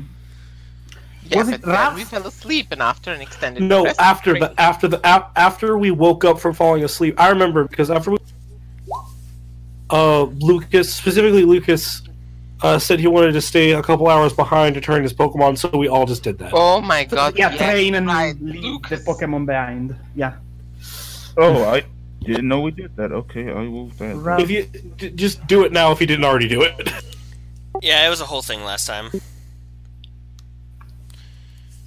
How many of each berry? Just 1 of each. It's you guys are in like arid grasslands, but you guys find these on some like cactus berry bushes. Do you know how to grow things? Mine was more for aesthetic, like personal reasons. If you look inside his, there is a weird plant with very sharps in it. With what? Very sharp little barb pods. I'm just not even gonna ask. They look about the same shape as his Caltrops, actually. Yeah, the caltrops that he used last time in the battle. Yeah. So basically, he has a caltrop plant. My favorite way of describing it is it's this little bush of. I don't know if this is everywhere, but in California we have this plant. These seeds that we call goat heads because they're massive little stickers that are in the shape of a goat's head and are strong enough to pop most tires. Ooh. I can believe it. How big is one of those? I believe 1 goat head is about the size of a nickel. Yeah, no, think of one of those with about the size of a tennis ball. Oh my. Yeah. Yeah, I'm not even kidding. These things are kind of huge. And, like, the size of a nickel doesn't sound too bad with goat heads unless you consider the fact that they have seed clusters of, like, 50. Oh no, the size of a nickel. The size of a nickel. Like I think when I think of like these spike things, I think of like burrs, the things that just stick to your pants. But those are super small. Something like the size of a nickel. Stepped on, I'd bleed. Oh no! Like if you step on one, you have to like remove it with like you have to like get some alcohol on it. It's going to leave some holes in your flesh. Oh shit! It's like Oh stepping, God! it's Can like we stepping please on a. stop Okay, this all right, topic? all right. I'm We're going done. to throw Okay. up. Okay. Fair enough. Let's fair go. enough. Let's move on to the next part of the map. All right, you guys are traveling in the aridness and the grass that you guys were kind of passing between two mountains when you were in that little grassy area. So the little bit of grass there was like fed by the any rainwater that hits the tops of the mountains. But as you go deeper into the Dunden Valley, you guys slowly but surely begin to see more cactuses and small shrubs, and eventually you guys get to you see a large hilly area surrounded by cactuses, and you arrive at the town of Dunden. How big does it look like? Never mind. About that big. We got a map, boys. I swear this was my original Yalko town picture. I honestly found it on Google. I'll admit it. I don't doubt that. I mean, hey, that's fair. It's a good map. I can't make every map, guys. No, yeah, I Yeah, don't no, expect that's you to. fair. That's completely fair. Which side are we This entering? looks familiar. Like it looks. I think I might have this thing downloaded. I searched Desert Town Pokemon, basically. Imagine we're entering from here. Yes, you guys are entering from the left entrance. Everybody get your icons on screen. Boat. Also, can you make me a little bit thinner? I look kind of stunted. That would be to mess around in an imaging program, so that'll have to wait till after. You can pull yourself out by pushing Alt, I think, and it doesn't care about the square size. Oh. What are you talking about? I think it's Alt while you pull yourself out of the thing, of the library, journal. Sorry. Yes. Oh, now I'm way too fucking tall. Oh well. Yeah, that's the. I that's edited the original one. Look. Yeah, well, that will. Oh, yeah, that looks right. Actually, no, it doesn't. I don't know. Fuck it. Well, it looks better. the best we can get. Move on with life. Also, All right, so something I discovered. Oh, go ahead, Lance. No, never mind. No, it was just a little. It was a little trick I figured out in one of my other campaigns because it was weird. All right, so you guys, if I would have to describe music for this town, it would be that old west music of like dun da da da dun da da da. Celestic Town, I think, from Sinnoh. Yeah, Yeah. that sounds right. Basically, yeah. Oh wait, no, that wasn't Celestic. That was. It was Gardenia City. So you guys walk in, and it's this dusty little town. All the buildings are a little bit rustic looking. There's a Pokemon Center to your immediate right. You mean a monster center? I thought I edited that out. No, don't worry. Remember This that is from last Western. time? No, don't worry. This is Western. In the West, they call them monsters. I'm really sorry about that. I thought. I guess no I one cares. I forgot to like edit that out. We're just making fun of the map and getting around the what's it called? Yeah, copyright. Yeah, copyright. Howdy, welcome to the Monster Center. So yeah, there's some casual buildings. There's a shop up at the north. There's a warehouse right next to the Pokemon Center that's represented by these two buildings here. Everything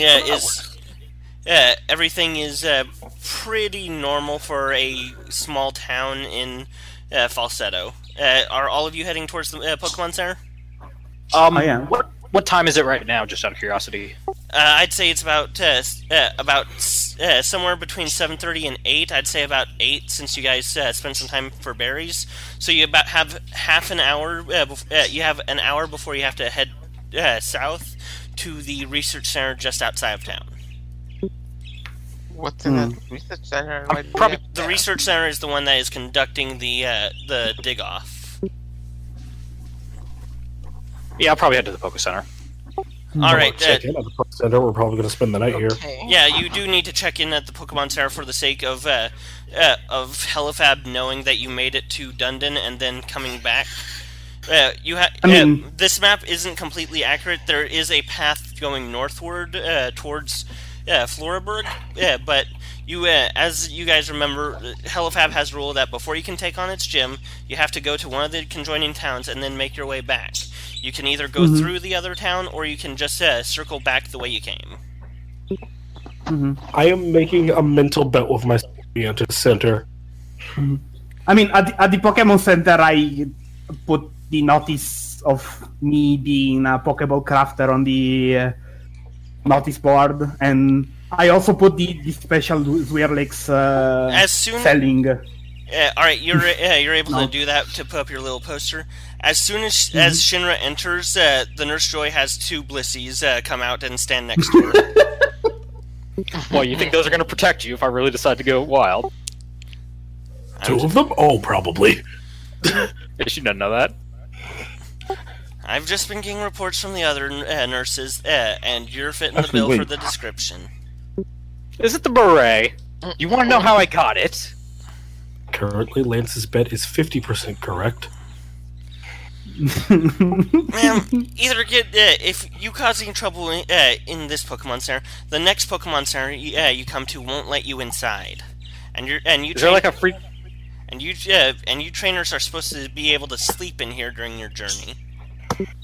Oh, is this like a frequent Stamper thing where if I cause enough trouble in enough places, I get a free mayhem? Basically, yeah. The Nurse Joys all talk to each other, and because of the fact that you cause such dramatic scenes in each one, it's just going to keep ramping up. I'll behave myself. I'm gonna cross my fingers behind my back. Shinra, please. Very good. So, I assume all of you are here for the sake of cataloging your entrance to Dunden. Do you all plan on heading to Floraburg? Or do you plan on heading back to Helifab the way you came? I think we're heading back to Helifab. Probably back to Helifab. Well, we could go to Floraburg. Well, Floraburg's supposed to have their Flower Pokemon Festival in the next few days, but... Yes, which is where I want to be. Yeah. We can take the bus. Wait, that is we didn't miss that? No. I mean, if it only runs one day a week, it's not a very good bus, is it? No, I thought we would have missed the flower thing going to Dunden. Yeah, that's what I thought. I thought they were at the same time. Well, normally you would have. We usually have the dig down around the same time as the Flower Festival for the sake of, competing to see which town can get more tourism. But, from what I can tell, the Grass Guru forbade the contest going on until some artifact comes back into his possession.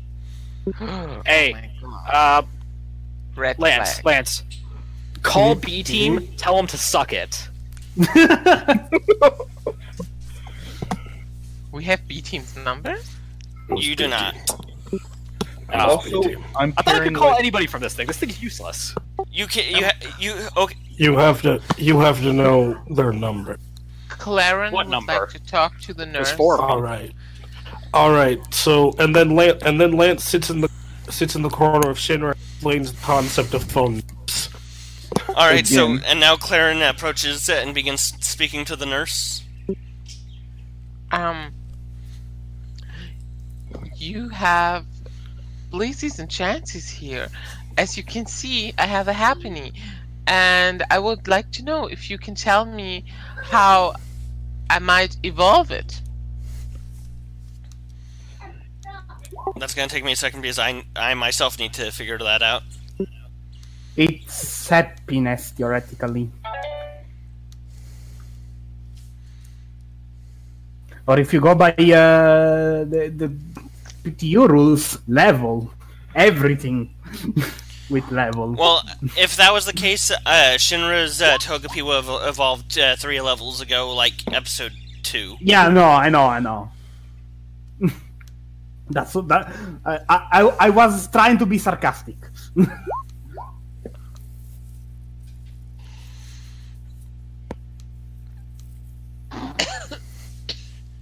Alright, so, she says, oh, Happinies, usually they need to be a little bit happy they need to be extremely happy in order to evolve. Has your Happiny had a lot of, happy moments recently? Recently? Oh my god. I don't know. No notable moments that have been, like, extremely happy. So it's just happiness? Yes, basically, yeah. If it's strong enough and if it's happy enough, yeah, a Happiny will gladly evolve for its trainer. Good to know, thank you. That's all I wanted to know.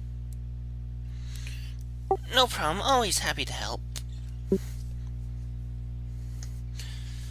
So I assume you all, well, wait, nobody's Pokemon actually got damaged in that fight, huh? No, but I'd like to get mine checked up on. I need to do a thing with the Swirlix because I ignored him too much because we were always on the run. Yeah. Can I go to the shop and try to offload this metal scrap I have because I'm carrying like 90 pounds right now? Yeah, you can head to the shop, and also, yeah, Lucas, you need to do something because I believe you're over the limit for Pokemon right now. I am not. Oh, no, I am a 6. Yeah, you're at 6. He let something go, I believe. I don't remember what. No, he wants to get rid of the electric type Swirlix. Yes. No. Yeah, because Athena is not in my thing. The Ralts is gone. Athena is in my party. So yeah, you are at overloaded. Mm-hmm. So you either need to put one in the PC, or you need to release one. I mean, I put up the notice to sell the Swirlix. I'm gonna keep 7 Pokemons for now. I'm not gonna leave town with 7 Pokemons, but Alright, that's fine. You put up a little notice about selling Swirlix. We'll see how. And then I need to deal with Swirlix as my action for the time that we wait before going to the lab. Because, like, when we captured him, he was very angry. So I want to try to placate him. I'm trying to blow my head off. Yeah? Well, you were getting too close to its territory. Next time, be smarter. Ouch. But now he's completely out of his territory. DM called you dumb. I'm just messing around at any rate. It's just that Shinra keeps going for the front. Not the brightest egg in the basket, I'll be the first to admit. Can I get my Pokemon checked out by the Poke Center, just like a standard checkup? Yeah, they can do a standard checkup. Okay. I'll just wait in the Poke Center then until that finishes. Okay. So, I would go out, like, away from the houses and metallic stuff. And and first pull out the bouquet of flowers that I got from where he was. All right, the flowers are drooping a little bit, but they are all right. Mm-hmm. I lay them down. I lay them down, and then I summon the Swirlix. I let him out of the Pokeball.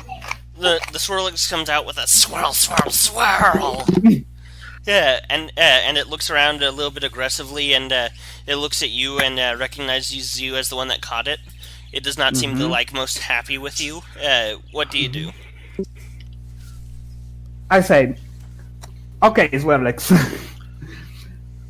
Let's put it this way. I captured you, but I don't intend on keeping you captive for long. I want to find somebody you like, and you can stay with without trying to blow off the head of people passing by the road. Go ahead and roll charm. Oh boy, my 2 dice of charm. Where is charm? Here. Hey, decent. For 2 dice. And I'll give you a +1 because you have the flowers. So the Swirlix looks at you and it looks at the flowers and it like goes down and like nuzzles the flowers a little bit before looking at you and going swirl. Like it's not happy with you, but it's like not angry at you. Okay, so when people are gonna come looking to acquire you, I'm gonna let you take the final pick. Is it okay with you? He gives you a quiet nod and basically agrees with you. Okay, and then I let him chill on the flower bed until either somebody approaches me or time to go down. It's time to go to the lab. No one approached. It's early. It's still pretty early in the morning, so nobody really sees it. So we're gonna be heading to the lab before anybody arrives. I mean, they called me before because they don't automatically know where I am. But yeah. Schmidt, I believe you wanted to sell some material. Yeah. All right. So you enter the shop, and there is a single shopkeeper there who's just like sitting in a chair, leaning against a wall, leg up on a counter, just reading the newspaper. I'm going to walk in. I'm going to take my book bag with all of the steel in it, and I'm going to drop it on the counter and say, "How much for this?"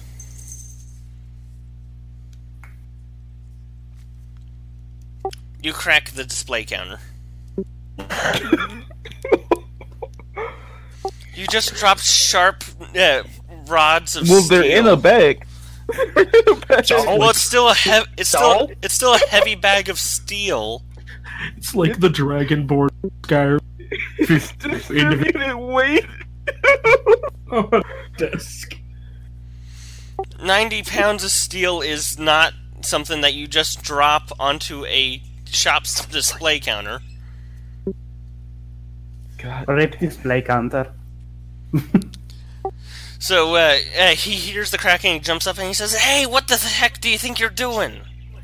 Everything's for sale. If I had a wife, I'd sell her too. Funny, I was just thinking about that guy. Do come back. This is Making mistakes, apparently. this isn't even a metal shop. We sell items here. I don't need random metal sticks. Are you sure about that? But you owe me 500, a good 500 pokey for this glass. Lance walks in the shop door. Run. Rocks back out. No, wait. Jumps in well. This was a fitted one. It's actually 2,000 pokey. Bullshit. Okay, but I have like $80.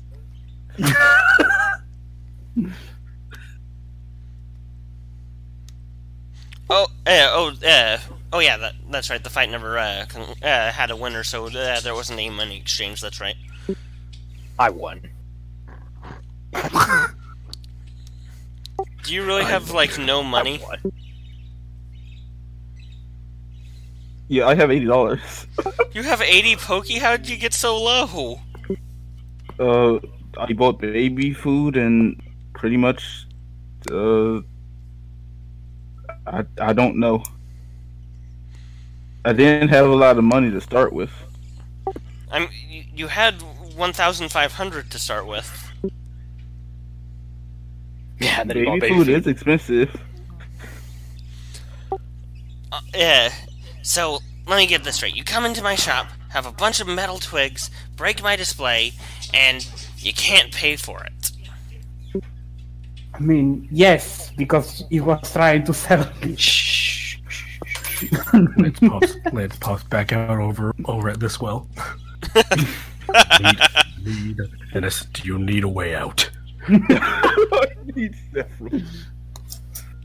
I can cover your exit. Am I ready? Run. I'm gonna run. 3, 2, 1, and then Lance throws a smoke bomb. Yeah, alright, you throw down a smoke bomb, the shop clerk Jumps like in well. yells, and is like, yeah, coughing and hacking, and he can't get behind the counter from behind the counter fast enough to chase you guys as you apparently jump down an open well. And end up over here. No, these are not warp pipes. The two of you are now sitting at the bottom. That's what you think. Lance has been doing this the time. It wasn't a warp hell. Lance got in there and dug it. No, yeah, I'm kidding. We just run. Alright, you guys just run. It would have been so funny, because these wells have to go deep in the desert to get water. Yeah. I mean, assumedly they'd all be connected to the same water reservoir, so technically you could swim from one and attempt to climb back out. That's but that's not working. That's not how water reservoirs work. That's not how it works. And that's not how wells work either. I don't know, man. That's kind of how wells work. I'll pay him back eventually. Alright, so, I didn't hear how much money you owed, I just heard you money. Alright, so, after all these shenanigans go down, you guys are ready to head down to the dig down, right? Mm-hmm. I'm gonna assume you said dig down and not the thing I heard. What did you hear? Dig down. What did you know hear? what I heard. I do not, actually, and I'm very concerned. I know what he heard, and I'm not. Yeah. Because you have. Oh, it took me a second. Hi, I'm Doug Dimmerdown, the Dimsdale Digger. Alright, I don't have a map for it because of the fact that this is just going to be Theater of the Mind anyway. Mm-hmm. So, you guys arrive at a strange, like, it looks like it's supposed to be a modern design, which is very contrasting the, like, rustic Midwest town that the rest of the town's going for. There is a strange trident symbol above the door of this strange-looking facility, and it says, and there's a little sign posted out in front of it, a little, like one of those electric displays that are able to be changed from inside, and it says, dig-off competition today, inquire within. Heads inside. You all head inside, and a person in a white outfit with a guy with a white outfit and a kind of poofy-looking white hat smiles. Hello, welcome to the Aether Foundation research site. Are all of you here for Are all of you here for the digging competition? That's the plan. That's the plan. Did you just say Ether Foundation? Yes, the Aether Foundation is a I feel like I'm home again. It is a global initiative to understand Pokemon of all kinds, even those that have deceased, and get to know them better and help them reintegrate into nature if they are hurt. Our center of our outpost might be one of the lesser-known branches, but we do very good fossil research work here. Yes, I believe you. I mean, you're all over the place in Alola. Mm-hmm. Hopefully they are not headed by a ice-cold beach here too. You guys don't know the events of Sun and I know. Moon. I don't even know where Galgar is on the map, or Aloha is on the map. Friendship ended with Machop. Buzzwole is my new partner. Yes, and as far as I'm concerned, Claren is a big supporter of Team Ether. I've come here to spit in the face of death. What? Nothing. Wait, what? What'd you say, Smith? How do you expect to die? What? No, we're bringing back Pokemon, aren't we? It's necromancy. Don't look too much into it. No, he just said, I was I'm here to spit in the face of death. actually very against the idea of reviving dead Pokemon, but now that I know Ether Foundation is involved with it, it can't be bad. Oh, I know don't worry about giving us like picks or shovels or anything. We've got our own set of tools with us. I Trapinches. Yeah, trapinches to take. Oh, you guys are That's not what I was referring to Claren, but okay. I thought you were referring to Schmidt. Nah, I don't think Schmidt's too much. body is a tool. He's a living backhoe. Nah, but the real tool is Claren. It depends. It depends. Is digging athletics? Because if digging is athletics, I think that is. Digging is indeed athletics. I mean, I just died. I'd still like the shovel. All right. So he gets out some little packs and says, "All right. So each of you is going to get an Aether Foundation archaeology kit. Yeah. Yes, can we keep them? Well, Free stuff?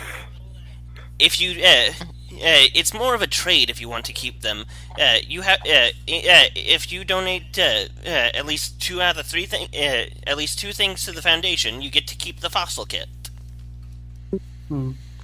What's the catch? Well, the catch is that we're able to get some new things from the pit and be able to do more research on them. So it's more of a trade. I want you to do free labor. Ah, I see. Death slavery. Can we keep like a fossil if we find it, like to get revived? Oh, yeah. So allow me to elaborate. Each of these kits comes with a brush, a pick, a small trowel shovel, and a small hand pick. Oh my god, this is... These tools will be used for fossil digging or even mining if you manage to find 2 things to donate and keep them to use on your adventure. I'm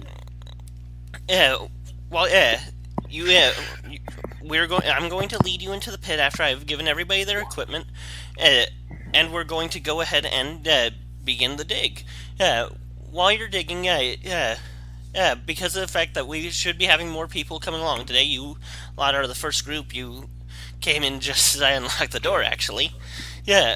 So after about 30 minutes of us digging, I'm going to have to cycle us out for the next group. All right? So, but that should be plenty of time for all of you to do some digging and see if you can't find something. You're able to keep anything you find on the dig, but you can also decide to donate anything you find. So, Can we donate things that we already had before we dug up stuff? Yes, you may. Well, as long as it's something fossil or geology related. I mean, there was somebody that left to that other.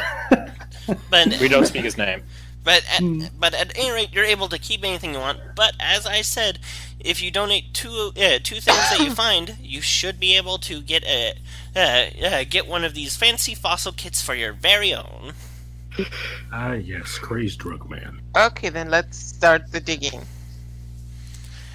All right, everybody has their toolkits. Follow me. He leads you guys to the back of the Aether Facility Lab and walks outside. And you guys are in a little fenced-in area around the mouth of a massive pit in the ground. The pit is very deep. It looks like the very bottom of it is a good 60 feet. Is a good 40 feet down. This pit is big and circular, but it's kind of in like an ovoid shape in a way. It's strange. It obviously doesn't look like they've been digging this as a mine or anything. It's just this natural pit in the ground that the Aether Foundation has started to find fossils in. So you guys are able to see there's different levels that have been dug out along the walls, and you are able to go as low as you want in this place to dig. In order to dig, you guys are going to be rolling athletics checks to see if you pass, and then a d20 to see about the rarity of your item. And if you get a fossil, you'll roll an additional d20 check to see the rarity of the fossil. Can I invoke the help of my trapinch to ask him if he can find a spot that Stole the it's words easier from to my dig? mouth. If a Pokemon has Burrow, I will allow them to participate as their own individual in hunting for items. I mean, okay. I'm pretty sure the trapinches have burrow. The Trapinch's Trapinches burrow. and I believe Schmidt's Nincada also has Burrow. Yes, it has 3 burrow. I can't remember if any of the other Pokemon we've encountered have Burrow, but I don't think so. Burrow 4 for your reference. Wait, only 4? What? It's 4, yeah. I mean, that's still pretty fast considering it's burrowing through, like, it's making a tunnel to, like, hide in. Burrowing 4 meters every 10 seconds, so that's pretty fucking good. and you are not targetable as long as you're underground. So everybody can go ahead and roll a athletics check to do some mining after you guys have found some spots. This place is 40 feet. Each level is about 10 feet deeper. Everybody type into the main chat what level you're on of 1 through 4. Do the levels make a difference? There's different sedimentary stones and different one section's like clay, another section's like sandstone. So it is different. The lighter one would be the first one, right? Yes, the lightest one is the sandstone at the very top.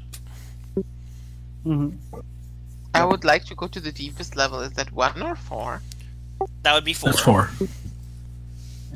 So minus 3. Okay. I want to see. Actually, instead of can I direct my trap hinge to like give it bonuses or stuff, or is it entirely based on its own stats? Since you are this is basically trap hinge looking like you tell trap hinge, hey, see if you can find anything in the rocks. Okay. So it's not like you you would have to already know where something's buried in order to direct it. Okay. Also, Claren wants to use his powers to find a spot where a Pokemon died that had unfinished business. He does not want to bring a Pokemon back to life that is happy being dead and has fulfilled everything it wanted to do.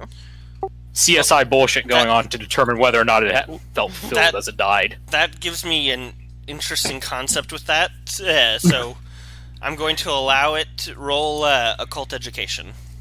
Yeah. I have unfinished business. I was murdering all the humans. Bring me back. Bring me back, please. I'm not done murdering. Oh shit, bro. Poor trap hinge. Clarence. That's Clarence. Oh shit. If you find a Pokeball that wants to murder the humans, you'll give it to me. Alright, so Please, I want to see Schmitz roll so.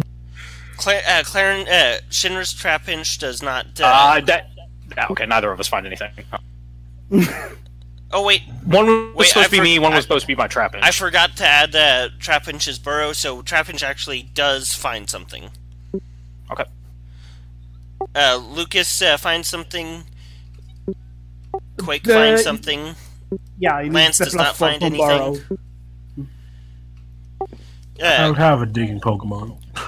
Claren, you get a +2 on your roll to find a fossil. Wait, so like how does the burrow Pokemon thing work? Basically, it's a +4 to your Pokemon's dig. Oh, that's worthless. No, that's not worthless because these 4s that the trap hinges are getting are worthless, but it's a D8 in order to DC8? It's a DC8 in order to pass. It's like fishing. Yeah, but that thing's still just less likely than me to dig.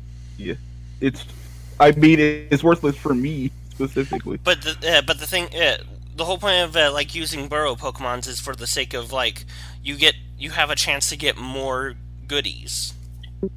Yeah. Also, I almost. No. What I'm saying, it's AC. The AC is 8, not 6. All right, so Okay. Claren finds something. I think everybody except Question. Clara found double something with 17. So if I have Theodosia use her What psychic the powers to lift the fuck? pickaxe, could I roll focus enough to athletics? see if I'll allow it. God damn! She has to roll good in order for me to accept. Oh, she Schmidt rolled got good. 3 times the success. So, Lance, Jesus Christ! I'm going to say that Theodosia does not get her own pickaxe since you guys are already in here and you thought of this after you got the tools. Mm-hmm. But she's She's using the shovel. I'll say that she'll add a +2 to your rolls because she's like adding force to the pickaxe, and that will allow you to also have a success here. Schmidt's the devil. Yeah, Schmidt got like 3 times the success. All right, Schmidt literally just rolled 3 6s in a row. and then that 2 was plus a 4. He rolled 4 6s. Yeah, basically. Okay, everybody, roll me a d20 to see the rarity.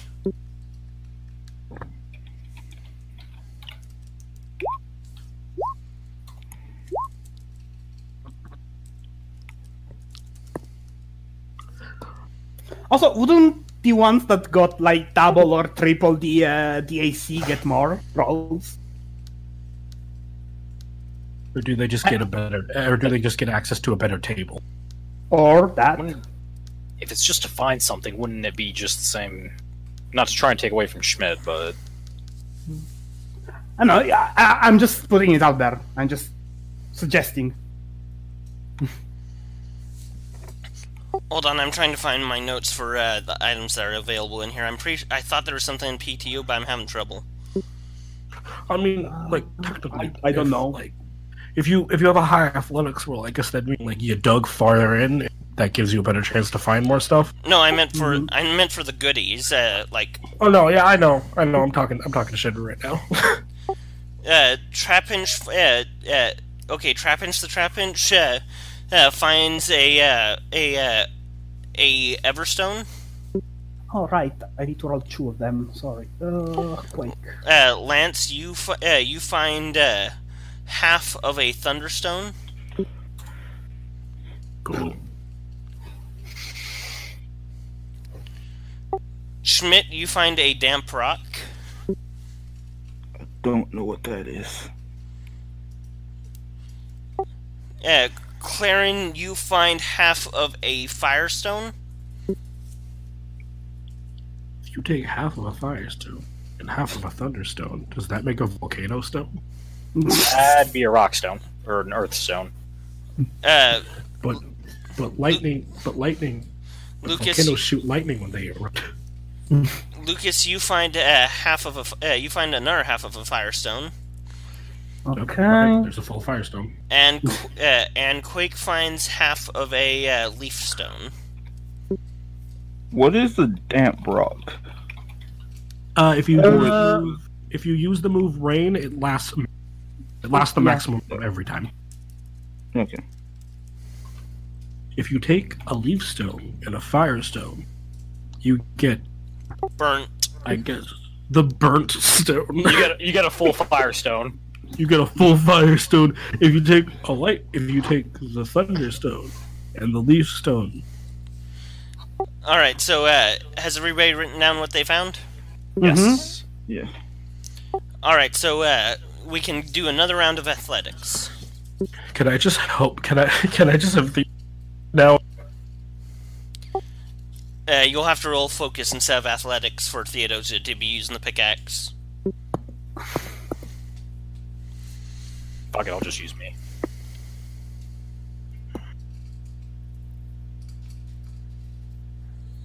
Yep. That was expected. Do my +2 still count? Or do I have to roll occult education each turn? I rolled it twice and got the same result. Fuck me. Jesus. Let's see, wait, what +2? Wait.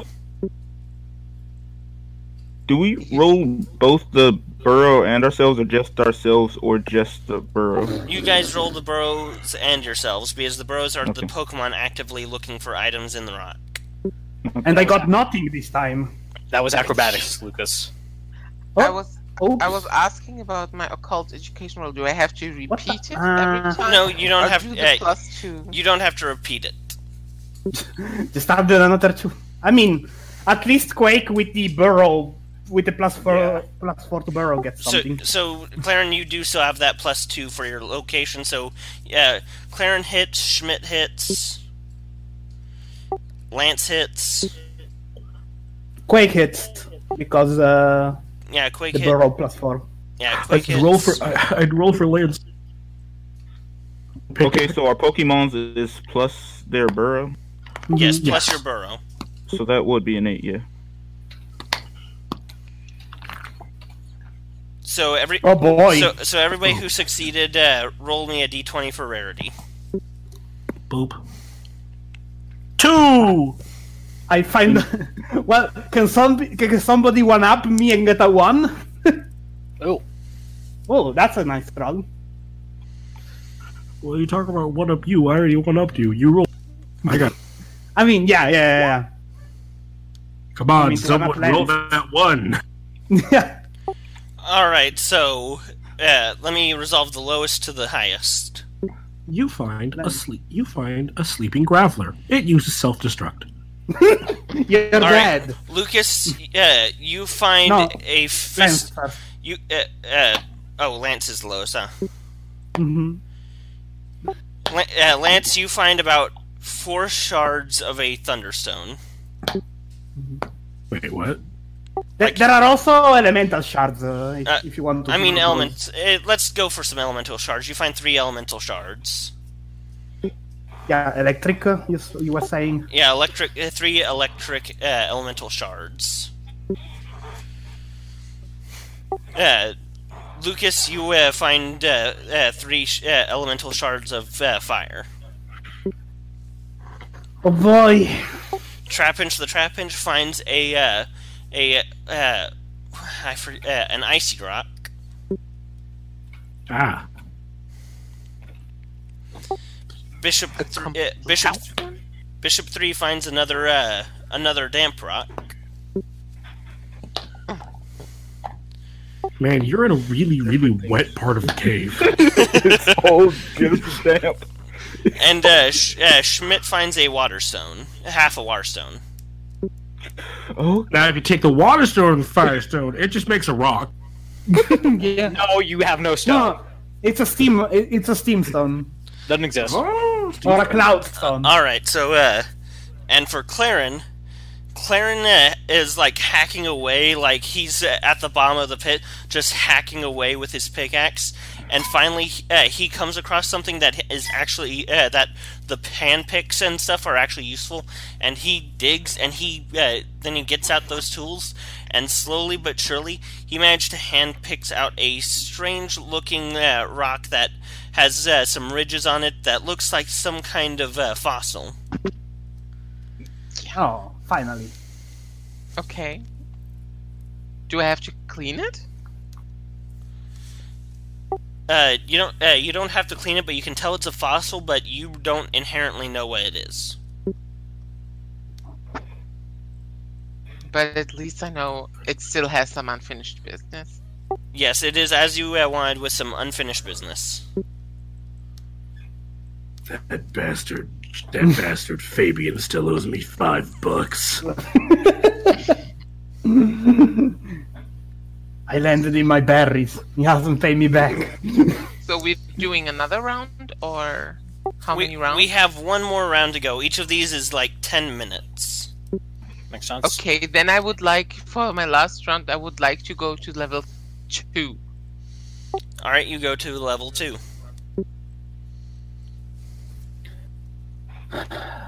Let's do the roll appropriately, so I don't have to account after. Man, it's just nothing but 4s over here. Oh, hey! Finally, Quake rolled decently on his 2d6. that's a thing. Doja.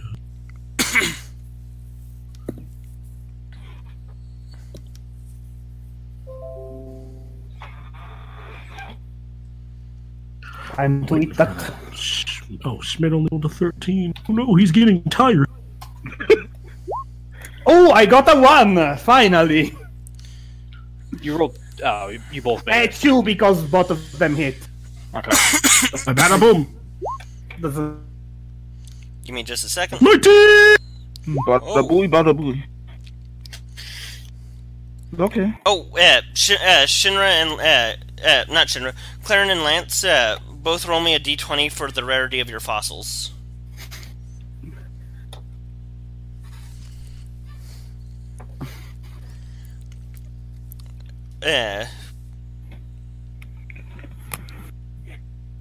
Shinra and Lance.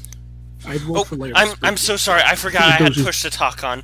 Shinra and Lance, roll me a d20 for the rarity of your fossils. Did I got a 19. you mean Clarin and Lance? Oh, roll. Clarin and Lance. I'm sorry. Roll a d20 for the rarity of the fossil. Oh, okay. Of my previous fossil? Yes, of the previous fossil. 10. I'm average. Give me that average fast. Like, Most of the Clarin, fossils are cool. Holy shit! Natural 20. Old Amber. Old Natural Amber. 20. And I'm Aura. It has unfinished business. It's a perfect thing. Oh my god. I just like to imagine. I don't know why. It's a Kratos, but it's dressed like Hitman from the Hitman series. That's a weird fetish, but okay, we'll go with it. Some people like to dress their animals up for Halloween.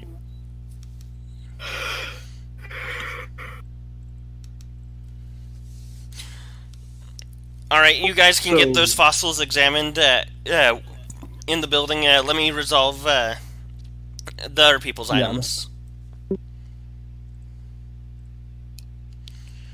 Alright, Lucas, you've, remind me, did you have any unfinished halves of elemental stones? Yes, I have a Firestone half and a Leafstone half. You find another leafstone half. Okay. And the one? Shinra, do you have any unfinished elemental? No. Nope. All right. For the nat one, I don't get anything, right? Yeah, you don't get anything for a nat one. Okay. Oh wait, you get two. You get two elemental shards of grass typing. Okay. What did I get? I wasn't listening. You found a fossil. Shinra, you find half of a firestone.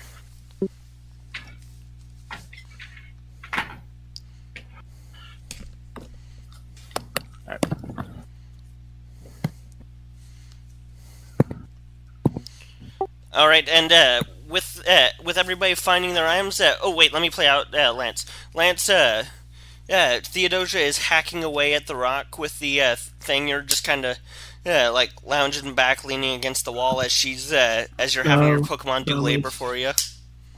Lance is trying to help, but it's not effective. He's trying to break a rock wall shovel now. The way I imagine it working is that scene from Pokemon where there's this massive fire. Pikachu picks up a watering can and puts out a daisy. Basically. All right, that all goes on, and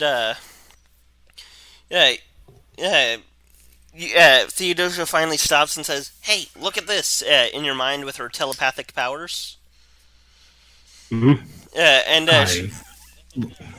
She brings you over to look at a strange-looking rock, and it's time to use your pick tools. You pick at it, you work it, and you eventually pop a fossil out of the ground.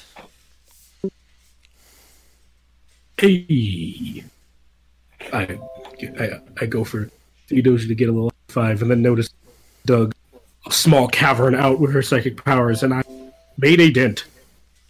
Yes, in the side of a single rock. Yeah.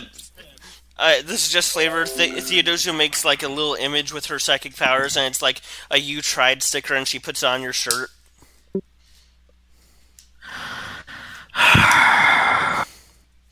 All right, let's get out of here. Yeah, but after you find your fossil, the attendant says, "All right, everybody, that's the end of the dig down for all of you.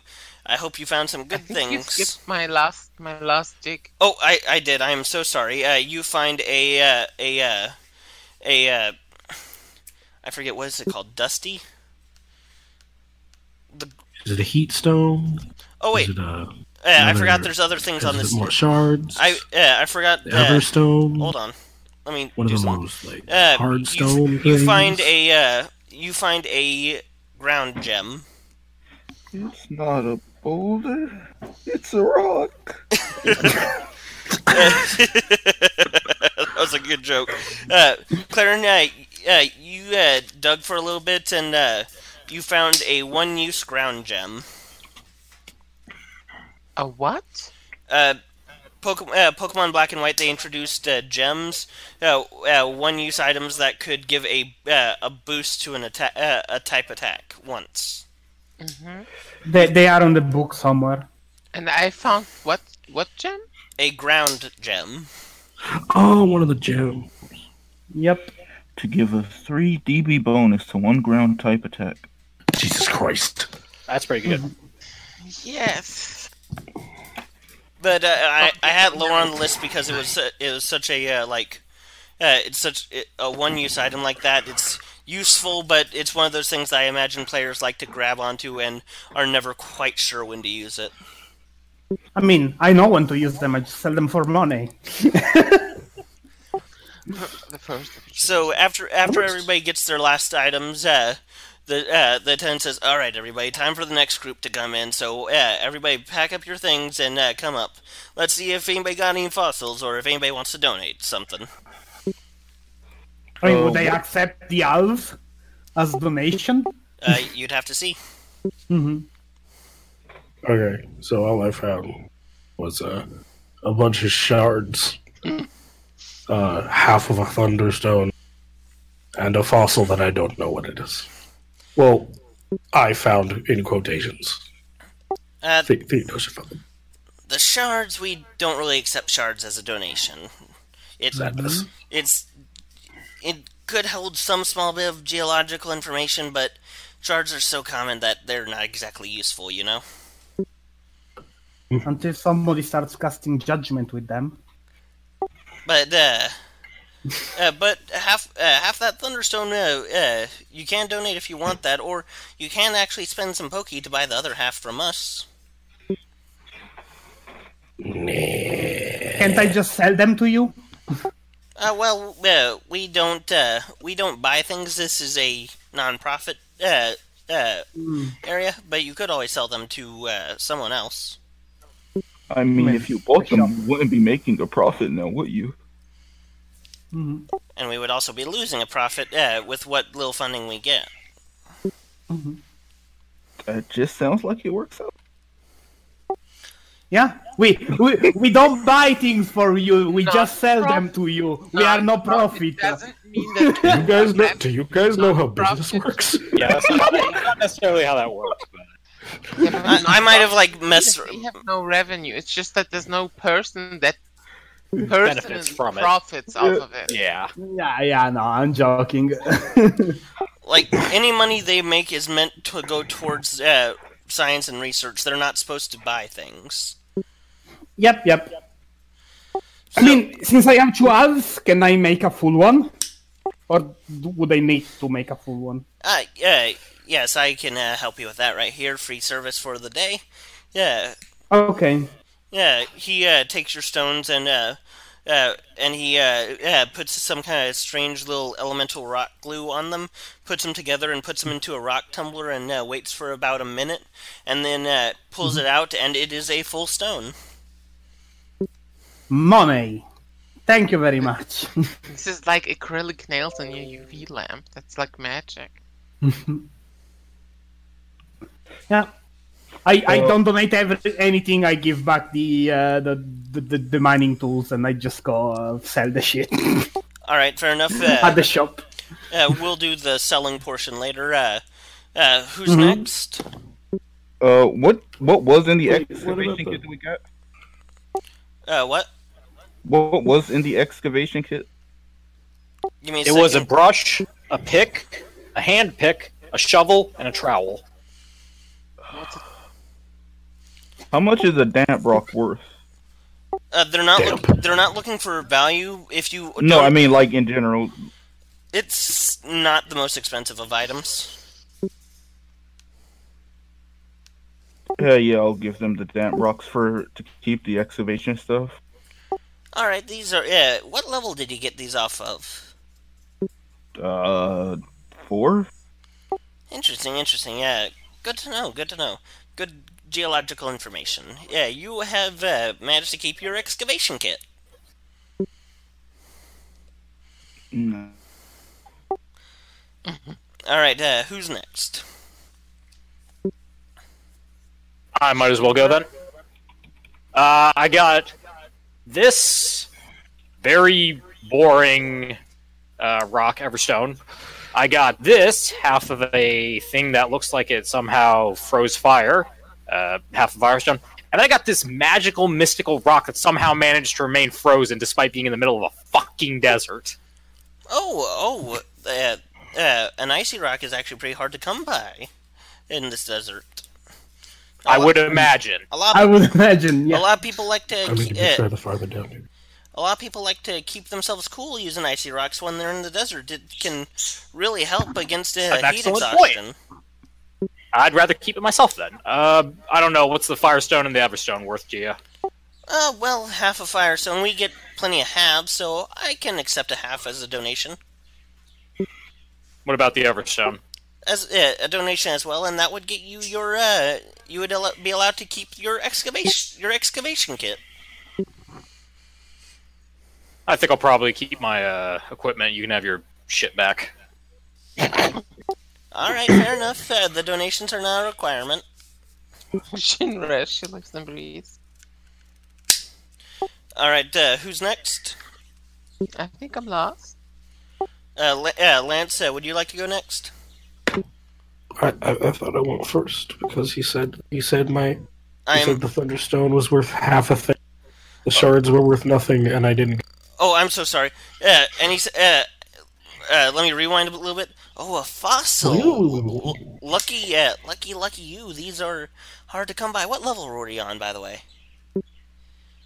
3. Ooh, level 3. I believe that is the clay. So, would you like me to scan it for you? We're offering a service today, 1 fossil per person to be allowed to be revived, or you could have me, or if you don't want it revived, I can always put it in a little display case, look fancy over wherever you call home. I'd like to see what Pokemon it is first, if you. Alright, just give me a second here, I just need to get up the scanner. He takes your fossil and brings it over to, like a little glass coffin and puts it in, and some scanners begin going over it, looking over it. Give me just a second here to look through my notes. Glass coffin. There's little glass grievers around the coffin. Bleeding the percent. Scan stuff that isn't a fossil?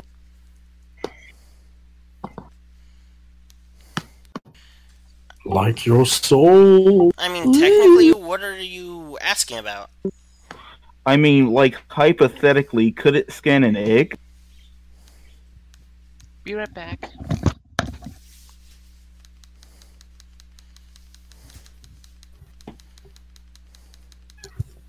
Someone brought up the egg.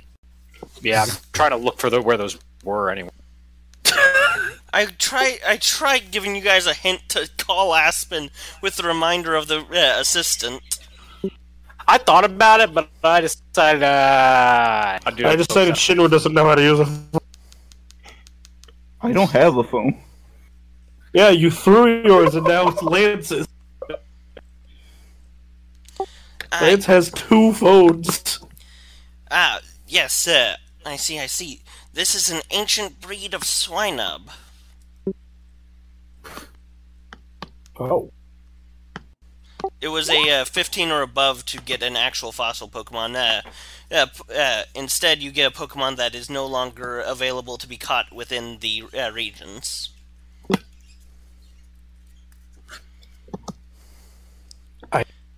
Mamoswine's fucking tight. I believe revitalizing it, you could either have me work in the regular Swinub DNA, or we can revitalize it as it is, and it might have a different typing than normal. Go on. Well, you have to understand that Pokemon grow, they change, their environments become different, and this breed of Swinub was at a different time in the period of this region. For all we know, it could be some random type like water or fire, or maybe it was some grass type that lived in the forests. There's no telling. God, I want to see a fighting mammoth that stands on its hind legs. Oh, that's terrifying. That's terrifying. It just gets up and starts judo throwing people. By the way, I forgot to disclose this when Lance caused Deerling. There will be opportunities to type shift Pokemon in certain locations. Is Deerling a ground type here or something? Deerling becomes a fire type. When you brought up when you brought up the whole idea of not wanting the Deerling unless it can be better since you're not really into Deerlings, I was the first thought I came to was a fire type Sawsbuck with just blue flames in winter, burnt up ash antlers in spring. Jesus Christ, this metal as fuck. It sounds awesome, doesn't it? That sounds like I'd become fucking the Ghost Rider movies when that one Ghost Rider has a goes ghost and then his horse becomes a skeleton flaming horse. I mean that suggestion's a whole lot better than if you guys have looked inside of the PTO handbook in the section about type shifting. The Rapidash that's blue with big buff arms plus its normal 4 legs. I'm back. Yes, I saw that. It's uncanny. Yes. Yeah. It's Haradash? Yeah. It's not. No, it's just imagine a horse body with some big muscly arms glued on.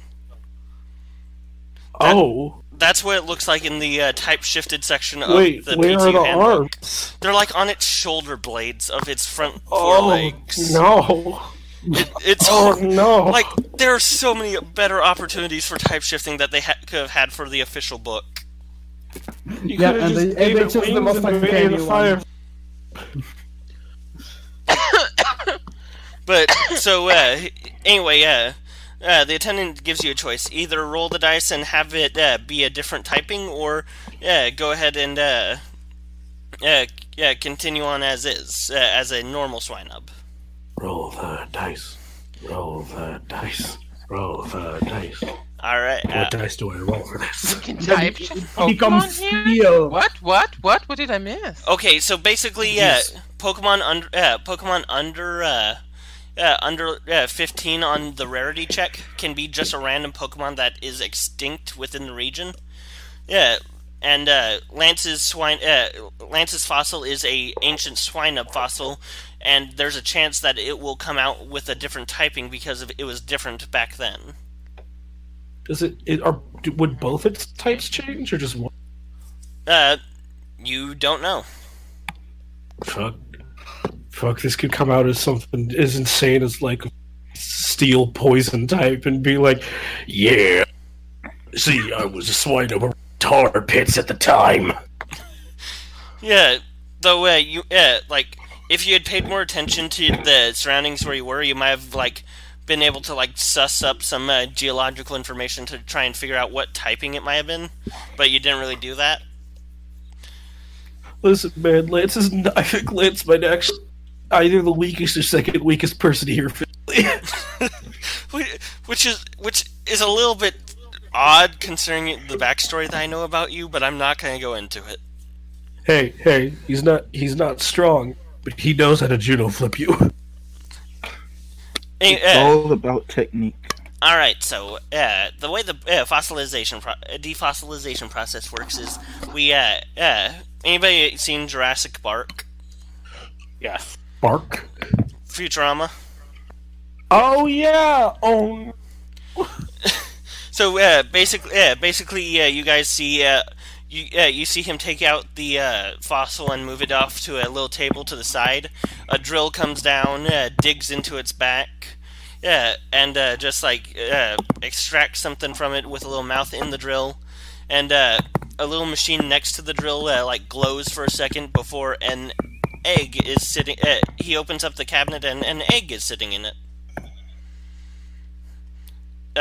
From what I read of the rules of PTU, when you defossilize something, it comes out as an egg that will hatch, but the Pokemon will be at level 10. Sounds vegan. Yay, more egg watching. The best part of this game. Or I mean, just stuck it in the pile of eggs that we have. Okay, quick game vote. Who wants the fossils to be instant? Like No preference. No preference. I'm fine either way. It depends. Is this gonna take a week? Is this gonna take an yeah, days? Because like, it might take some in-game days. Yeah. because like, I don't know, like some of these sessions, like a couple sessions a day in game, and if it's like that, so I'm just gonna scrap that rule from PTU. I didn't really understand it anyway when the games have nothing like that. So he opens up the case and hold on, let me get up a description. You know what, Lance? I mean, roll me a 2d20. If it's above a 10, one of the types are shifted. If both are above a 10, then both the types are shifted. Also, to be fair, if you want, you could just say it comes out as. Also, the roll for the shiny. Oh yes, thank you for reminding me. Oh shit! I forgot to roll for the shiny for the Doduos. Dang it! That's a 2. None of them work. That's a 4. Nope. It's a complete. Oh fuck! Guess I didn't need to do that. Hold on, I wanted to type shift this thing anyway. I expected at least one of those to be above a 10, so... Hey man, I roll your horribly. choice. So I'm just going to call DM bullshit on this. Also roll for shiny. Nope. Yeah, not shiny. Alright, What did you have to roll to have it be a shiny? I think it's like a 1 or a 95. Is that right? it's a 1 or a 95 and above. Because if you get a 1 on a D100, that's kind of a... And 100 is supposed to be good things. Oh yeah, the effects on eggs. I don't think anyone here has something. I don't. I don't. If nobody has any egg effects, then it doesn't really matter.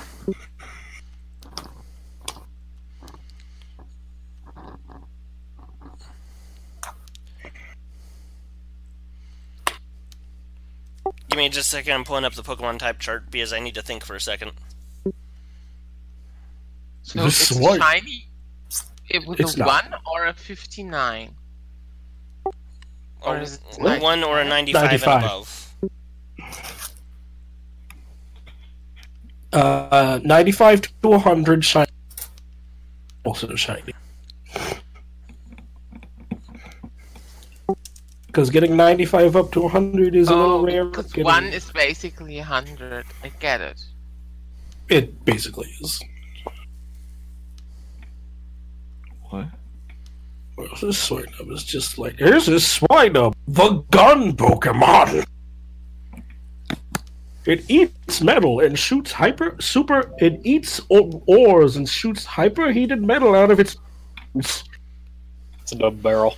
All right, so you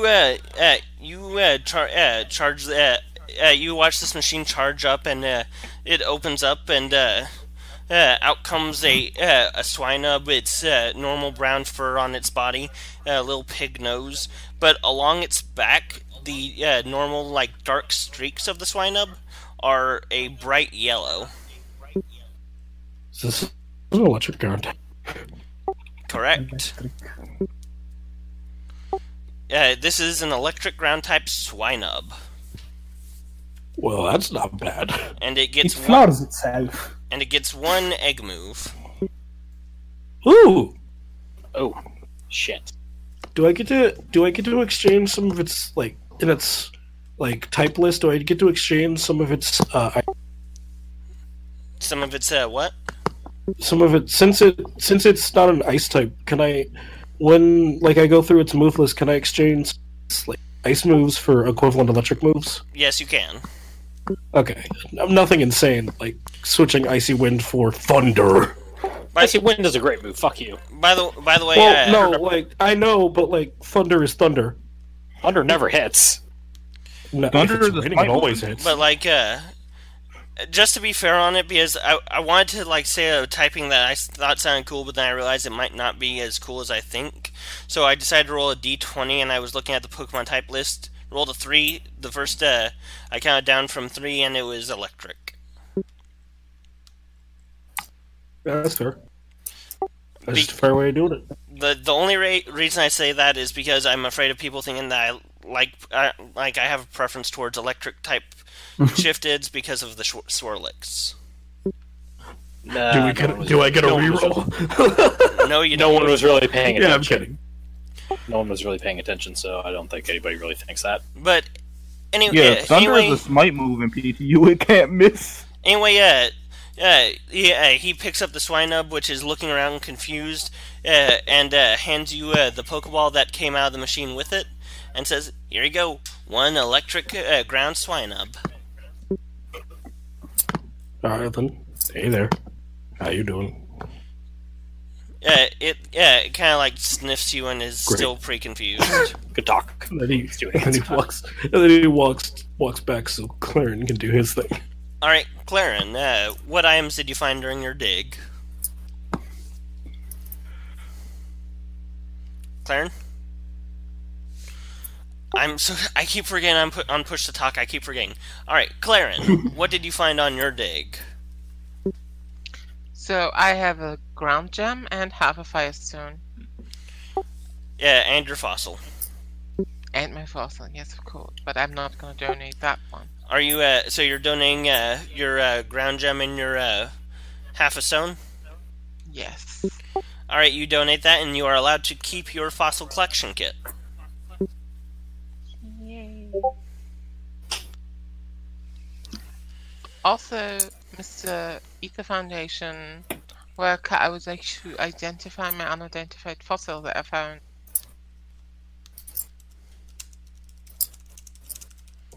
Are you on push to talk again? Yes, I'm sorry, I was typing something to somebody. Yes, he looks at you and says, "Oh, wonderful, a fossil. Let's see what you got here."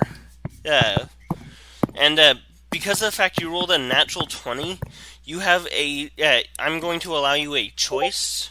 You can either have an Aerodactyl or a Dragon-type Pokemon that has been fossilized. Or what type Pokemon? A Dragon-type. Like, Oh my god! you don't get to choose what Dragon Pokemon it is, but it would be a Dragon-type Pokemon. Ah.